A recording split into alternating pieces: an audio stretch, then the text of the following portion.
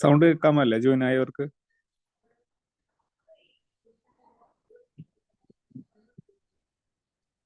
Hello, respond ചെയ്യാവോ? Sound okay ആണോ? Good evening സൂര്യ.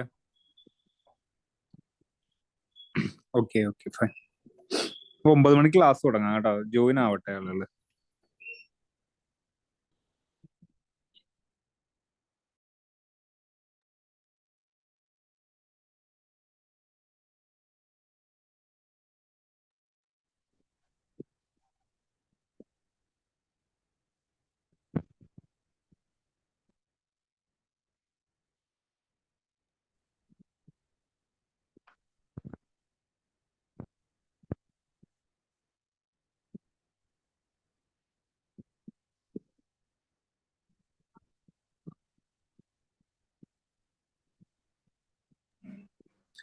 Join ആയ കുട്ടികളൊന്ന് വെയിറ്റ് ചെയ്യുക, എല്ലാവരും ഒന്ന് വരട്ടെ. 9 മണിക്ക് ക്ലാസ് സ്റ്റാർട്ട് ചെയ്യാം കേട്ടോ.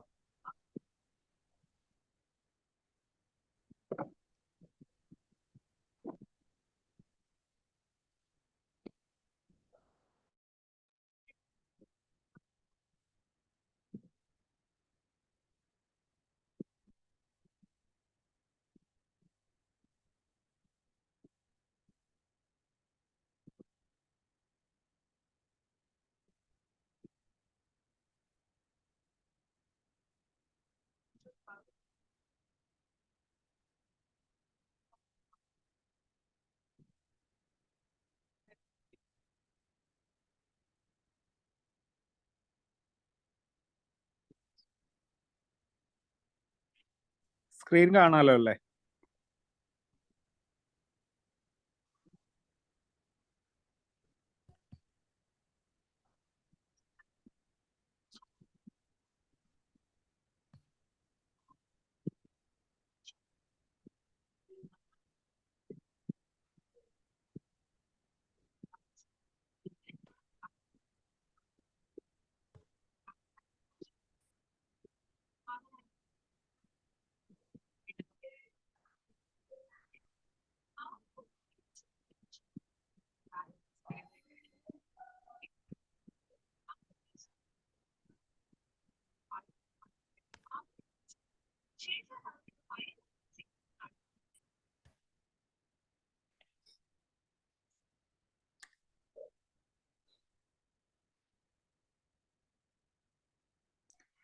So good evening everyone.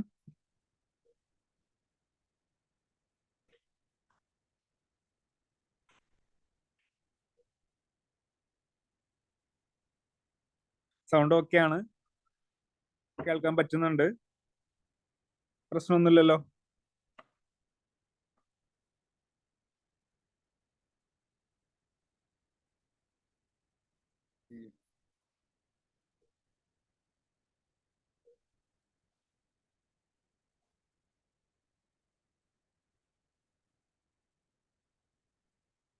Okay, ശ്രീരാജിനൊന്ന് ലിങ്ക് കൊടുത്തോട്ടെ.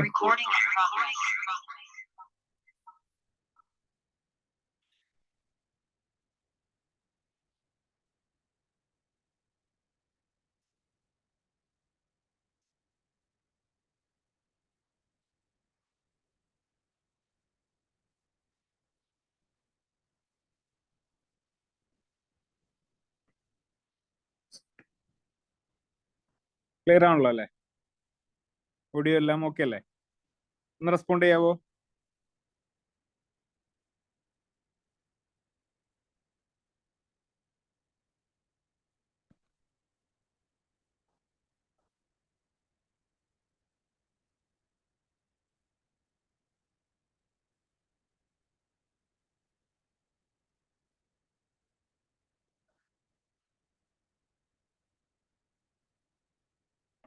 ഓക്കെ, നമുക്ക് ക്ലാസ് സ്റ്റാർട്ട് ചെയ്യാം. നമ്മൾ ഇന്ന് എടുക്കാൻ പോകുന്ന ടോപ്പിക്ക്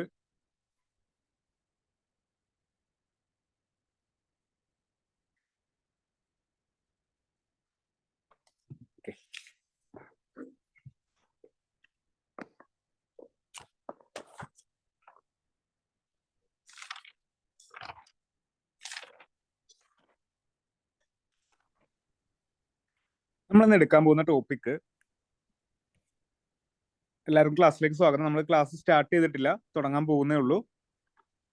അപ്പൊ നമ്മൾ ക്ലാസ് സ്റ്റാർട്ട് ചെയ്യാണ്. എല്ലാവരും ജോയിൻ ചെയ്യുന്നവരൊക്കെ ജോയിൻ ചെയ്തിട്ടുണ്ടാവും. ആകെ 38 പേരാണ് പാർട്ടിസിപ്പൻസ് ആയിട്ടുള്ളൂ. എല്ലാവർക്കും വെള്ളിയാഴ്ച ക്ലാസ് വയ്ക്കുമ്പോഴൊന്നും ആരും പാർട്ടിസിപ്പേറ്റ് പോലും ചെയ്യുന്നില്ല. നമുക്ക് പ്രശ്നമുള്ള കാര്യമില്ല, ക്ലാസ് എടുക്കാം. ഇന്ന് നമ്മൾ പഠിക്കാൻ പോകുന്നത് directive principles of state policy എന്നുള്ള ഭാഗമാണ് നമ്മൾ ഇന്ന് പഠിക്കാൻ പോകുന്നത്. ഓക്കെ, അപ്പൊ ഇതിനകത്ത് ഡയറക്റ്റീവ് പ്രിൻസിപ്പിൾസ് എന്നുള്ള ആ ഒരു ആശയം നമ്മൾ മലയാളത്തിൽ പറയും, അല്ലെങ്കിൽ ഇതിന്റെ ഡയറക്റ്റീവ് പ്രിൻസിപ്പിൾസിന്റെ മലയാളം പറയുന്ന സമയത്ത് നമ്മൾ പറയുന്നതാണ് മാർഗനിർദ്ദേശ തത്വങ്ങൾ അല്ലെങ്കിൽ നിർദ്ദേശക തത്വങ്ങൾ എന്നുള്ളത് നമ്മൾ മലയാളത്തിൽ പറയും. ഓക്കെ, DPSP എന്ന് പറയുമ്പോൾ മലയാളത്തിൽ മാർഗനിർദ്ദേശക തത്വങ്ങൾ എന്നാണ് പറയുന്നത്. ഇതില് എന്താണ് ഈ പറയുന്ന മാർഗനിർദ്ദേശക തത്വങ്ങൾ അഥവാ directive principles of state policy? ഒരു മിനിറ്റ്, ഇതിനകത്ത് എഡിറ്റിംഗ്. ഓക്കെ,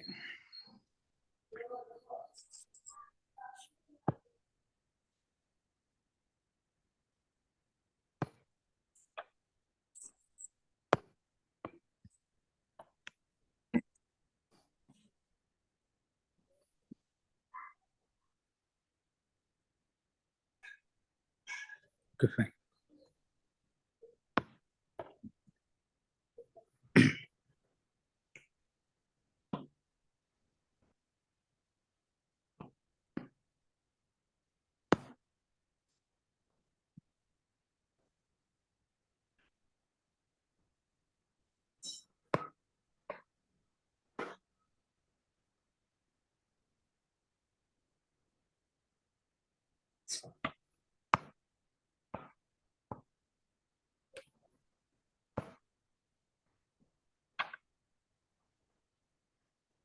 എന്തെങ്കിലും ഉണ്ടെങ്കിൽ നിങ്ങൾ ചാറ്റിൽ പറയണേ.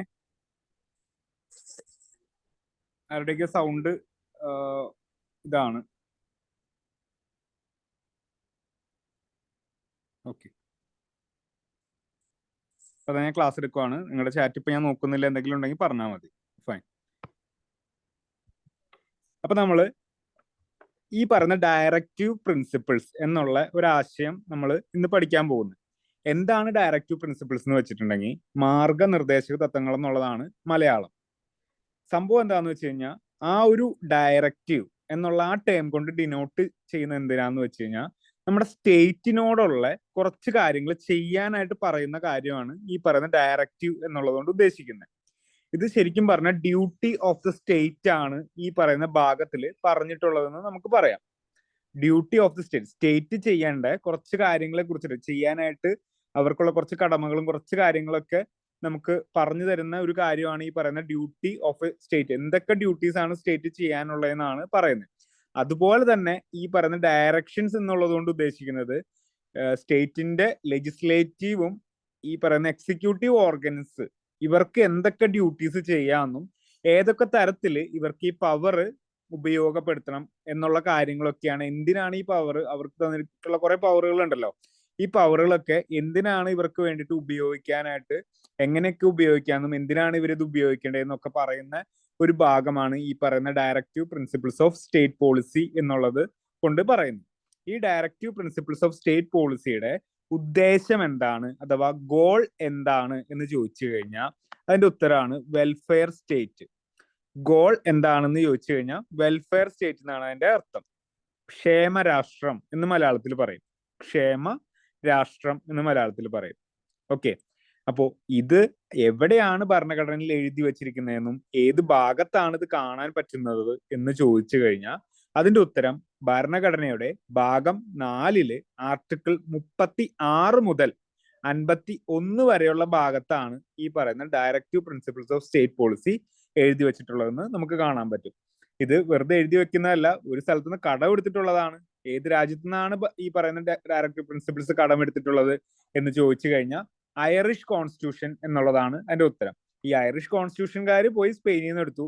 സ്പെയിനിൽ നിന്ന് എടുത്തിട്ട് ഐറിഷ് കോൺസ്റ്റിറ്റ്യൂഷനിൽ അവർ കൊണ്ടുവന്ന് വെച്ചു. അവിടെ നിന്ന് നമ്മൾ കോപ്പി അടിച്ചു. ഇതാണ് ഈ പറയുന്ന ഡയറക്റ്റീവ് പ്രിൻസിപ്പിൾസ് ഓഫ് സ്റ്റേറ്റ് പോളിസിയുടെ കാര്യത്തിൽ പറയാനുള്ളത്. ഓക്കെ. അപ്പൊ ഇത്രയും പറഞ്ഞ കാര്യങ്ങൾ ഓക്കെ അല്ലേ? എന്തെങ്കിലും ഡൗട്ട് ഉണ്ടോ?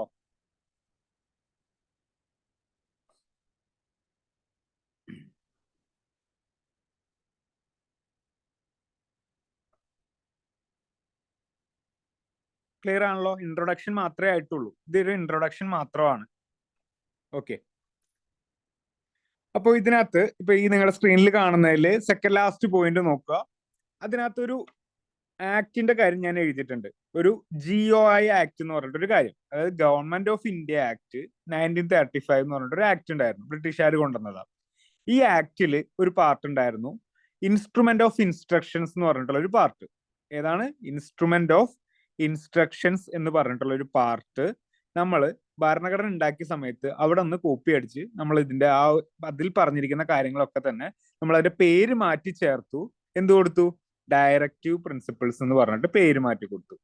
അതായത് ഗവൺമെന്റ് ഓഫ് ഇന്ത്യ ആക്ടിലെ 1935 ഗവൺമെന്റ് ഓഫ് ഇന്ത്യ ആക്ടിലുള്ള ഇൻസ്ട്രുമെന്റ് ഓഫ് ഇൻസ്ട്രക്ഷൻസ് എന്താണ്, എന്തിന്റെ പഴയ രൂപമാണ് എന്ന് നിങ്ങളോട് ചോദ്യം ചോദിച്ചു കഴിഞ്ഞാൽ അതിന്റെ ഉത്തരമാണ് ഈ പറയുന്ന ഡയറക്റ്റീവ് പ്രിൻസിപ്പിൾസിന്റെ പഴയ രൂപമാണ് ഇൻസ്ട്രുമെന്റ് ഓഫ് ഇൻസ്ട്രക്ഷൻ.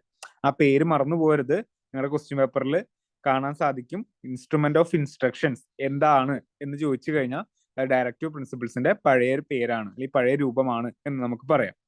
അതുപോലെ തന്നെ ഈ പറയുന്ന ഡയറക്റ്റീവ് പ്രിൻസിപ്പിൾസിനെ ഡോക്ടർ BR അംബേദ്കർ വിശേഷിപ്പിച്ചത് എ നോവൽ ഫീച്ചർ എന്നാണ്. എന്ന് വെച്ച് കഴിഞ്ഞാൽ ഒരു നൂതനമായ ആശയം, അല്ലെങ്കിൽ എവിടെയും കാണപ്പെടാത്ത ഒരു ആശയം എന്നൊക്കെയുള്ള അർത്ഥത്തിൽ എ നോവൽ ഫീച്ചർ എന്ന് DPSPനെ വിശേഷിപ്പിച്ചത് ഡോക്ടർ BR അംബേദ്കർ ആണ്. നമ്മൾ ഡയറക്റ്റീവ് പ്രിൻസിപ്പിൾസ് ഓഫ് സ്റ്റേറ്റ് പോളിസിന്ന് അത്ര നീട്ടി വലിച്ച് ഇനി പറയില്ല. ഇനി പറയുമ്പോൾ DPSP എന്നേ നമ്മൾ ഉപയോഗിക്കുള്ളൂ. ഓക്കെ അല്ലേ?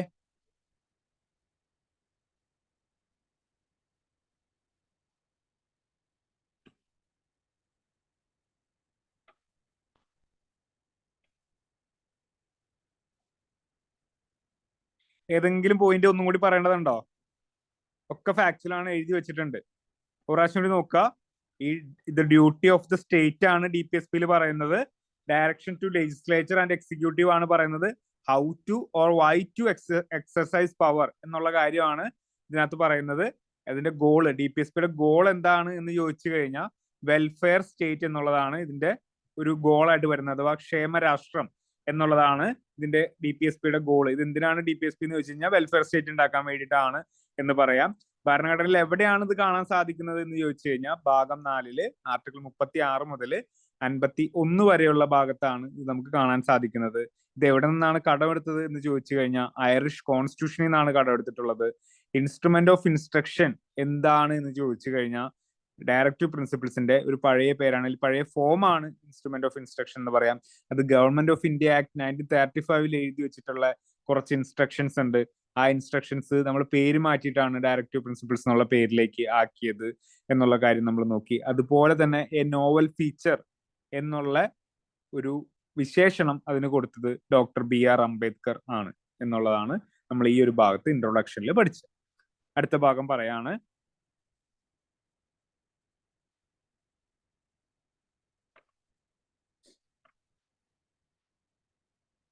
Welfare state. നമ്മൾ പഠിച്ചു ഈ പറയുന്ന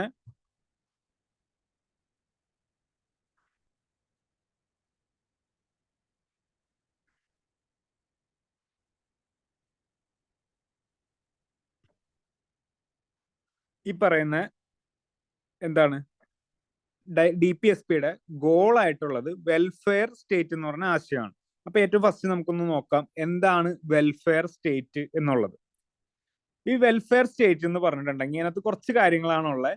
ക്ഷേമരാഷ്ട്രം എന്ന് മലയാളത്തിൽ പറയും. ഈ ഒരു രാജ്യത്തുള്ള സിറ്റിസൺസിന്റെ ക്ഷേമം അല്ലെങ്കിൽ അവരുടെ ഉത്തരവാദിത്വം എന്ന് പറയുന്നത് അല്ലെങ്കിൽ അവരുടെ വെൽഫെയർ എന്ന് പറയുന്നത് സ്റ്റേറ്റിന്റെ ഉത്തരവാദിത്വമാണ് വെൽഫെയർ സ്റ്റേറ്റിൽ. അതേപോലെ തന്നെ ഇവരെന്ത് ചെയ്യും, സോഷ്യൽ ആൻഡ് എക്കണോമിക് ഡെമോക്രസി ഒരു രാജ്യത്ത് നടപ്പിലാക്കാനുള്ള രീതിയിലുള്ള കാര്യങ്ങൾ ചെയ്തു കൊടുക്കും, ജനങ്ങൾക്ക് വേണ്ടിയിട്ട് ചെയ്തു കൊടുക്കും. അതുപോലെ തന്നെ പാവപ്പെട്ട വളരെ താഴ്ന്നു കിടക്കുന്ന വിഭാഗം ജനങ്ങളെ ഉയർത്തിക്കൊണ്ടുവരാനുള്ള കാര്യങ്ങൾ ഇവർ ചെയ്യും. ഓക്കെ, അതേപോലെ തന്നെ ഒരുപാട് ആളുകൾക്ക് കോൺസെൻട്രേഷൻ ഓഫ് വെൽത്ത് ഒന്നും അലോ ചെയ്യില്ല. അതുപോലെ എല്ലാവർക്കും ഉള്ള ഇക്വിറ്റബിൾ ഡിസ്ട്രിബ്യൂഷൻ ഓഫ് വെൽത്തും കാര്യങ്ങളെല്ലാം എല്ലാ റിസോഴ്സസും എല്ലാവർക്കും ഈക്വൽ ആയിട്ട് കൊടുക്കുന്ന തരത്തിലുള്ള ഒരു ഗവേണൻസ് ആയിരിക്കും ഈ പറയുന്ന സ്റ്റേറ്റ് കാഴ്ചവെക്കുക. ഈ പറയുന്ന എല്ലാ ഫാക്ടേഴ്സും കൂടി ഒരു രാജ്യത്ത് കാണാൻ സാധിക്കുന്നുണ്ട് എങ്കിൽ അതിനെയാണ് നമ്മൾ വിളിക്കുന്നത് ക്ഷേമരാഷ്ട്രം എന്നുള്ളത്, വെൽഫെയർ സ്റ്റേറ്റ്.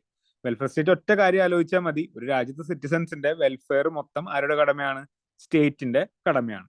അപ്പൊ എന്താണ് ഇതിന്റെ ഗോൾ എന്നുള്ള കാര്യം മനസ്സിലായല്ലോ, ക്ഷേമരാഷ്ട്രമാണ്. എന്താണ് ഈ പറഞ്ഞ ക്ഷേമരാഷ്ട്രം എന്നുള്ളത് കൊണ്ട് ഉദ്ദേശിക്കുന്നത് എന്താണ് എന്നുള്ളത് മനസ്സിലായല്ലോ.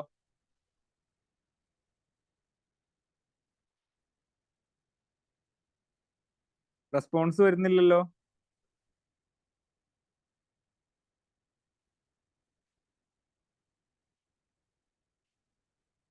ഓക്കെ അല്ലേ? ഫൈൻ. അങ്ങനെയാണെങ്കിൽ അടുത്ത പോയിന്റിലേക്ക് കിടക്കുകയാണ്. വെൽഫെയർ സ്റ്റേറ്റ് എന്താണെന്ന് നോക്കി. ഇനി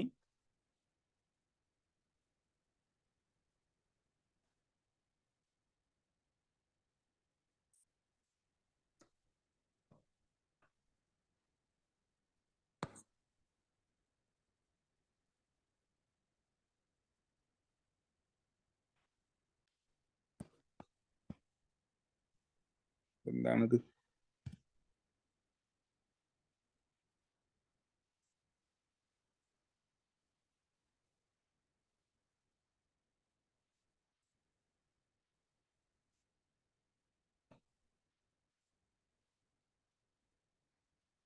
ലാസ്റ്റിലേക്ക് പോയി.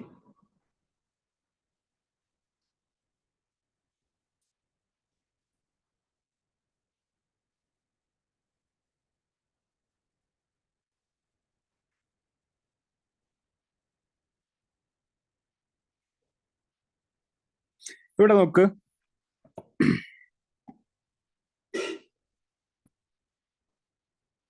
ഈ ഒരു ക്വസ്റ്റ്യൻ ഇത് 2010 UPSCയുടെ സിവിൽ സർവീസ് എക്സാമിനേഷന്റെ പ്രിലിംസിന്റെ ക്വസ്റ്റ്യൻ ആണ്. ഈ ഒരു ക്വസ്റ്റ്യനിൽ ചോദിച്ചിരിക്കുന്ന കാര്യം എന്താ? നമുക്കിത് ഡയറക്ട്ലി ഡിഗ്രി ലെവലിൽ എക്സാമിന് ചോദിക്കുന്ന ചോദ്യമാണ്. The instrument of instructions contained in Government of India Act 1935 have been incorporated in the Constitution of India in the year 1950 as. ചോദ്യം വളരെ സിമ്പിൾ ആണ്. ഗവൺമെന്റ് ഓഫ് ഇന്ത്യ ആക്ട് 1935 ഉണ്ടായിരുന്ന ഇൻസ്ട്രുമെന്റ് ഓഫ് ഇൻസ്ട്രക്ഷൻസ് എന്നുള്ള ഭാഗം 1950 ഭരണഘടന രൂപം കൊണ്ട സമയത്ത് എന്ത് പേരിലേക്കാണ് മാറ്റിയത് എന്നുള്ളതാണ് മലയാളത്തിൽ പറഞ്ഞു കഴിയുമ്പോൾ ഇതിന്റെ അർത്ഥമായിട്ട് വരുന്നത്. നമുക്കറിയാം, നമ്മളിപ്പോ തൊട്ട് മുമ്പേ നോക്കിയതാണ് ഡയറക്റ്റീവ് പ്രിൻസിപ്പിൾസ് ഓഫ് DPSP എന്നുള്ള കാര്യം. ഇത് നമുക്ക് ഇപ്പൊ ചോദിച്ചു കഴിഞ്ഞാൽ നമുക്ക് കിട്ടും. പക്ഷെ ഇത് അറിയുന്നതിന് മുമ്പ് ഇൻസ്ട്രുമെന്റ് ഓഫ് ഇൻസ്ട്രക്ഷൻ എന്താന്നുള്ളത് അറിയില്ല എന്നൊക്കെയാണെന്നുണ്ടെങ്കിൽ പേര് കേൾക്കുമ്പോൾ തന്നെ നമ്മൾ ഞെട്ടിയിരിക്കും. എന്താ, അയ്യോ എനിക്ക് അറിയില്ല ഈ ക്വസ്റ്റ്യൻ എന്ന് പറഞ്ഞിട്ട് നമ്മൾ ഈ ക്വസ്റ്റ്യൻ സ്കിപ്പ് ചെയ്യാനുള്ള ചാൻസ് വളരെ കൂടുതലാണ്. അപ്പൊ DPSP directive principles of state policy എന്നുള്ളതാണ് ഇതിന്റെ ആൻസർ ആയിട്ട് വരുന്നത്. ഓക്കെ, ഇനി അടുത്തൊരു കാര്യം, നമ്മള് DPSPയിൽ നമ്മൾ പഠിച്ചു ആർട്ടിക്കിൾ 36 മുതൽ 51 വരെയുള്ള ഭാഗമാണ് എന്ത് നമ്മൾ പഠിക്കാൻ പോകുന്നത്. അപ്പൊ ഏറ്റവും ഫസ്റ്റ് അതിനകത്ത് അറിഞ്ഞിരിക്കേണ്ടത് 36 നമ്മൾ ഫണ്ടമെന്റൽ റൈറ്റും ഒക്കെ പഠിക്കുന്ന സമയത്ത് നമ്മൾ എന്ത് ചെയ്തു, ഈ ഓരോ ആർട്ടിക്കിൾസും എടുത്തു വെച്ചിട്ട് അതും അതിന്റെ ലിമിറ്റേഷൻസ് കാര്യങ്ങൾ എന്തെങ്കിലുമൊക്കെ ഉണ്ടെങ്കിൽ അതൊക്കെ നോക്കിയിട്ടാണ് നമ്മൾ ഫണ്ടമെന്റൽ റൈറ്റ്സ് പഠിച്ചത്. അപ്പൊ അതേപോലെ തന്നെ പഠിക്കാനുള്ള ഒരു ഭാഗമാണ് ഈ പറയുന്ന DPSP എന്നുള്ളത്. അപ്പൊ അതിലെ ഏറ്റവും ഫസ്റ്റ് ആർട്ടിക്കിൾ ആണ് ആർട്ടിക്കിൾ 36 എന്നുള്ളത്. ഈ ആർട്ടിക്കിൾ 36 ഭരണഘടനയിൽ എഴുതി വെച്ചിരിക്കുന്നത് എന്താന്ന് വെച്ച് കഴിഞ്ഞാൽ, നമ്മൾ ഫണ്ടമെന്റൽ റൈറ്റ് പഠിച്ച സമയത്ത് എന്താ സ്റ്റേറ്റിന്റെ കാര്യങ്ങളാണ് പറയുന്നതെന്ന് പറഞ്ഞിട്ട് നമുക്ക് എന്തിനെ കുറിച്ചിട്ടാണോ പറയുന്നത് അതിനെ ഡിഫൈൻ ചെയ്യണം എന്നുള്ളൊരു കാര്യം നമ്മൾ പഠിച്ചു. ഡിഫൈൻ ചെയ്യണം, എന്തിനെ കുറിച്ചിട്ടാണ് പറയുന്നതെങ്കിലും അതിനെ കുറിച്ചിട്ടൊന്ന് നമ്മൾ ഡിഫൈൻ ചെയ്യണം.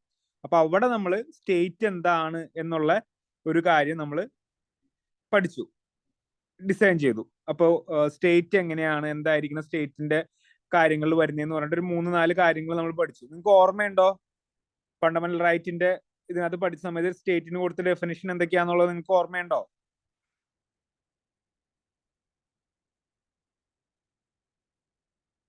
എന്തൊക്കെയാ പറഞ്ഞേ? ഓർമ്മ ഉള്ളവരൊക്കെ ഒന്ന് പറഞ്ഞേ, എന്തൊക്കെയാണ് സ്റ്റേറ്റിന്റെ ഡെഫിനിഷനിൽ വരുന്നത്? ആരൊക്കെയാണ് സ്റ്റേറ്റിന്റെ ലെജിസ്ലേഷനിൽ വരുന്നത്? സ്റ്റേറ്റ് ലെജിസ്ലേച്ചർ, സെൻട്രൽ ലെജിസ്ലേച്ചറും സ്റ്റേറ്റ് ലെജിസ്ലേച്ചറും വരും. പിന്നെ ആരാ വരുന്നത്? ആ, government fully or partially fund ചെയ്യുന്ന സ്ഥാപനങ്ങളൊക്കെ വരും, അതും ശരിയാണ്. പിന്നെ local self bodies, local authorities വരുന്നൊക്കെ, LSD ഒക്കെ വരുമെന്ന് നമ്മൾ പഠിച്ചില്ലേ? ഇങ്ങനെ 4 കാര്യങ്ങളാണ് നമ്മൾ പഠിച്ചത്. അപ്പൊ ഈ 4 കാര്യങ്ങൾ സ്റ്റേറ്റ് എന്നുള്ള ഡെഫിനിഷനിൽ with respect to fundamental right ആണ് അതിനകത്ത് നിന്നുള്ള കാര്യം നമ്മൾ പഠിച്ചു. ഇവിടെ വരുമ്പോ അതേ കാര്യങ്ങൾ തന്നെയാണ് ഈ പറയുന്ന DPSPയിലും സ്റ്റേറ്റ് എന്നുള്ളതിന്റെ ഡെഫിനിഷനിൽ വരുന്നത്. അപ്പൊ ഒരേ കാര്യം തന്നെ, ഒരേ സ്റ്റേറ്റ് തന്നെ ആണ് അവിടെയും വരുന്നത് ഇവിടെയും വരുന്നത്. പക്ഷെ ആർട്ടിക്കിൾ 308 നോക്കുന്ന സമയത്തോ ഇത് വേറെ സ്റ്റേറ്റാ. എന്തൊക്കെയാ സ്റ്റേറ്റിന്റെ കീഴിൽ വരുന്നതെന്ന് വെച്ച് വേറെ ഡെഫിനിഷൻ അവിടെ കൊടുത്തിരിക്കുന്നത്. അപ്പൊ ഇവിടെ ഫണ്ടമെന്റൽ റൈറ്റിലും DPSPയിലും ഉള്ള സ്റ്റേറ്റിന്റെ ഡെഫിനിഷൻ ഒരേ തരത്തിലുള്ള ഡെഫിനിഷൻ ആണ് കൊടുത്തിരിക്കുന്നത്, നമുക്ക് നോക്കിയാൽ കാണാനായിട്ട് സാധിക്കും. ഓക്കെ, അപ്പോൾ ആർട്ടിക്കിൾ 36 എന്ന് പറയുന്നത് എന്താണ് സ്റ്റേറ്റ് എന്നുള്ളതിന്റെ നിർവചനമാണ് കൊടുത്തിരിക്കുന്നത്. അത് നിർവചിച്ച് നമുക്ക് ഭരണഘടനയിൽ കാണാൻ സാധിക്കില്ല. അതിനകത്ത് എഴുതിയിരിക്കുന്ന ഒറ്റ കാര്യം എഴുതിയിട്ടുള്ളൂ, ഇത് പാർട്ട് 3 സ്റ്റേറ്റിന് എന്ത് ഡെഫിനിഷൻ ആണോ കൊടുത്തിട്ടുള്ളത് ആ ഡെഫിനിഷൻ അങ്ങനെ തന്നെയാണ് എന്നുള്ളത് മാത്രമേ ഭരണഘടനയിൽ പറഞ്ഞിട്ടുള്ളൂ. അതിനെ എക്സ്പ്ലെയിൻ ചെയ്ത് എഴുതിയിട്ടില്ല.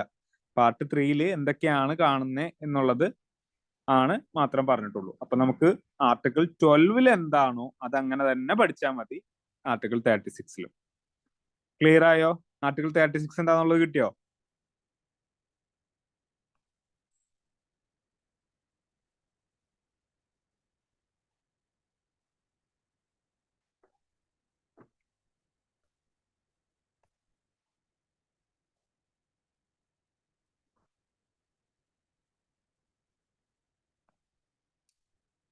Okay,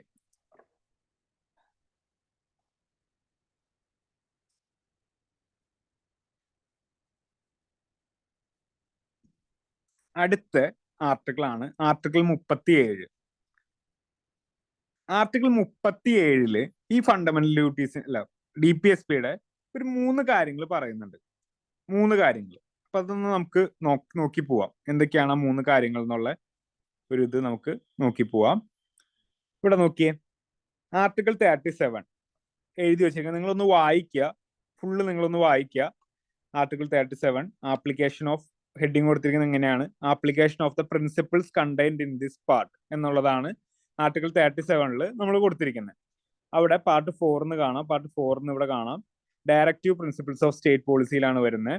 article 37 application of the principles contained in this part, the provisions contained in this part shall not be enforceable by any court. ഇതാണ് ഫസ്റ്റ് കാര്യം, shall not be enforceable by any court, but the principles therein laid down are nevertheless fundamental in the governance of the country, and it shall be the duty of the state to apply these principles in making laws. 3 കാര്യങ്ങളാണ് ഇവിടെ article 37 പറയുന്നത്. അതായത് അതിന്റെ first കാര്യം എന്താണെന്ന് വെച്ച് കഴിഞ്ഞാൽ DPSPs ഒരിക്കലും നമുക്ക് കോടതിയിൽ പോയി നേടിയെടുക്കാനായിട്ട് പറ്റില്ല. അതായത് ഇത് നോൺ ജസ്റ്റിസിബിൾ ആണ്. അതായത് ഒരു കോടതിക്കും ഇത് നടപ്പിലാക്കാൻ പറഞ്ഞ് നമ്മളെ നിർബന്ധിക്കാനായിട്ട് പറ്റില്ല, അല്ലെങ്കിൽ ഓർഡർ ഇറക്കാനായിട്ട് പറ്റില്ല.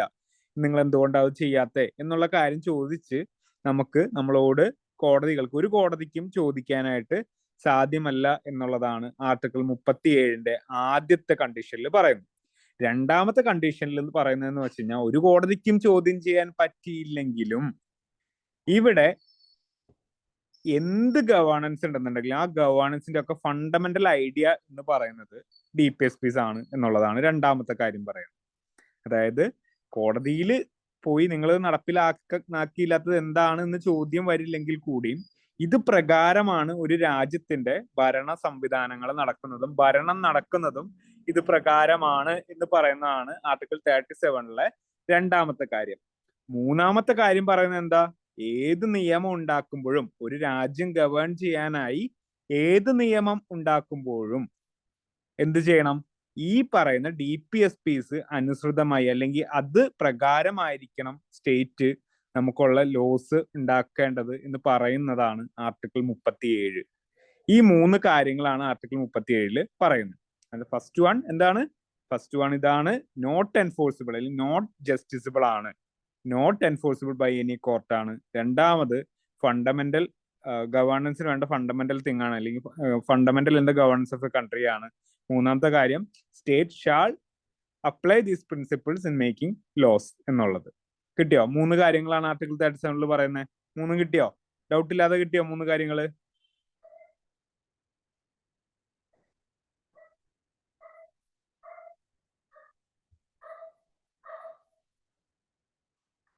ഡൗട്ട് വരരുത്. ചോദ്യം വരുന്നത് എങ്ങനെയായിരിക്കും?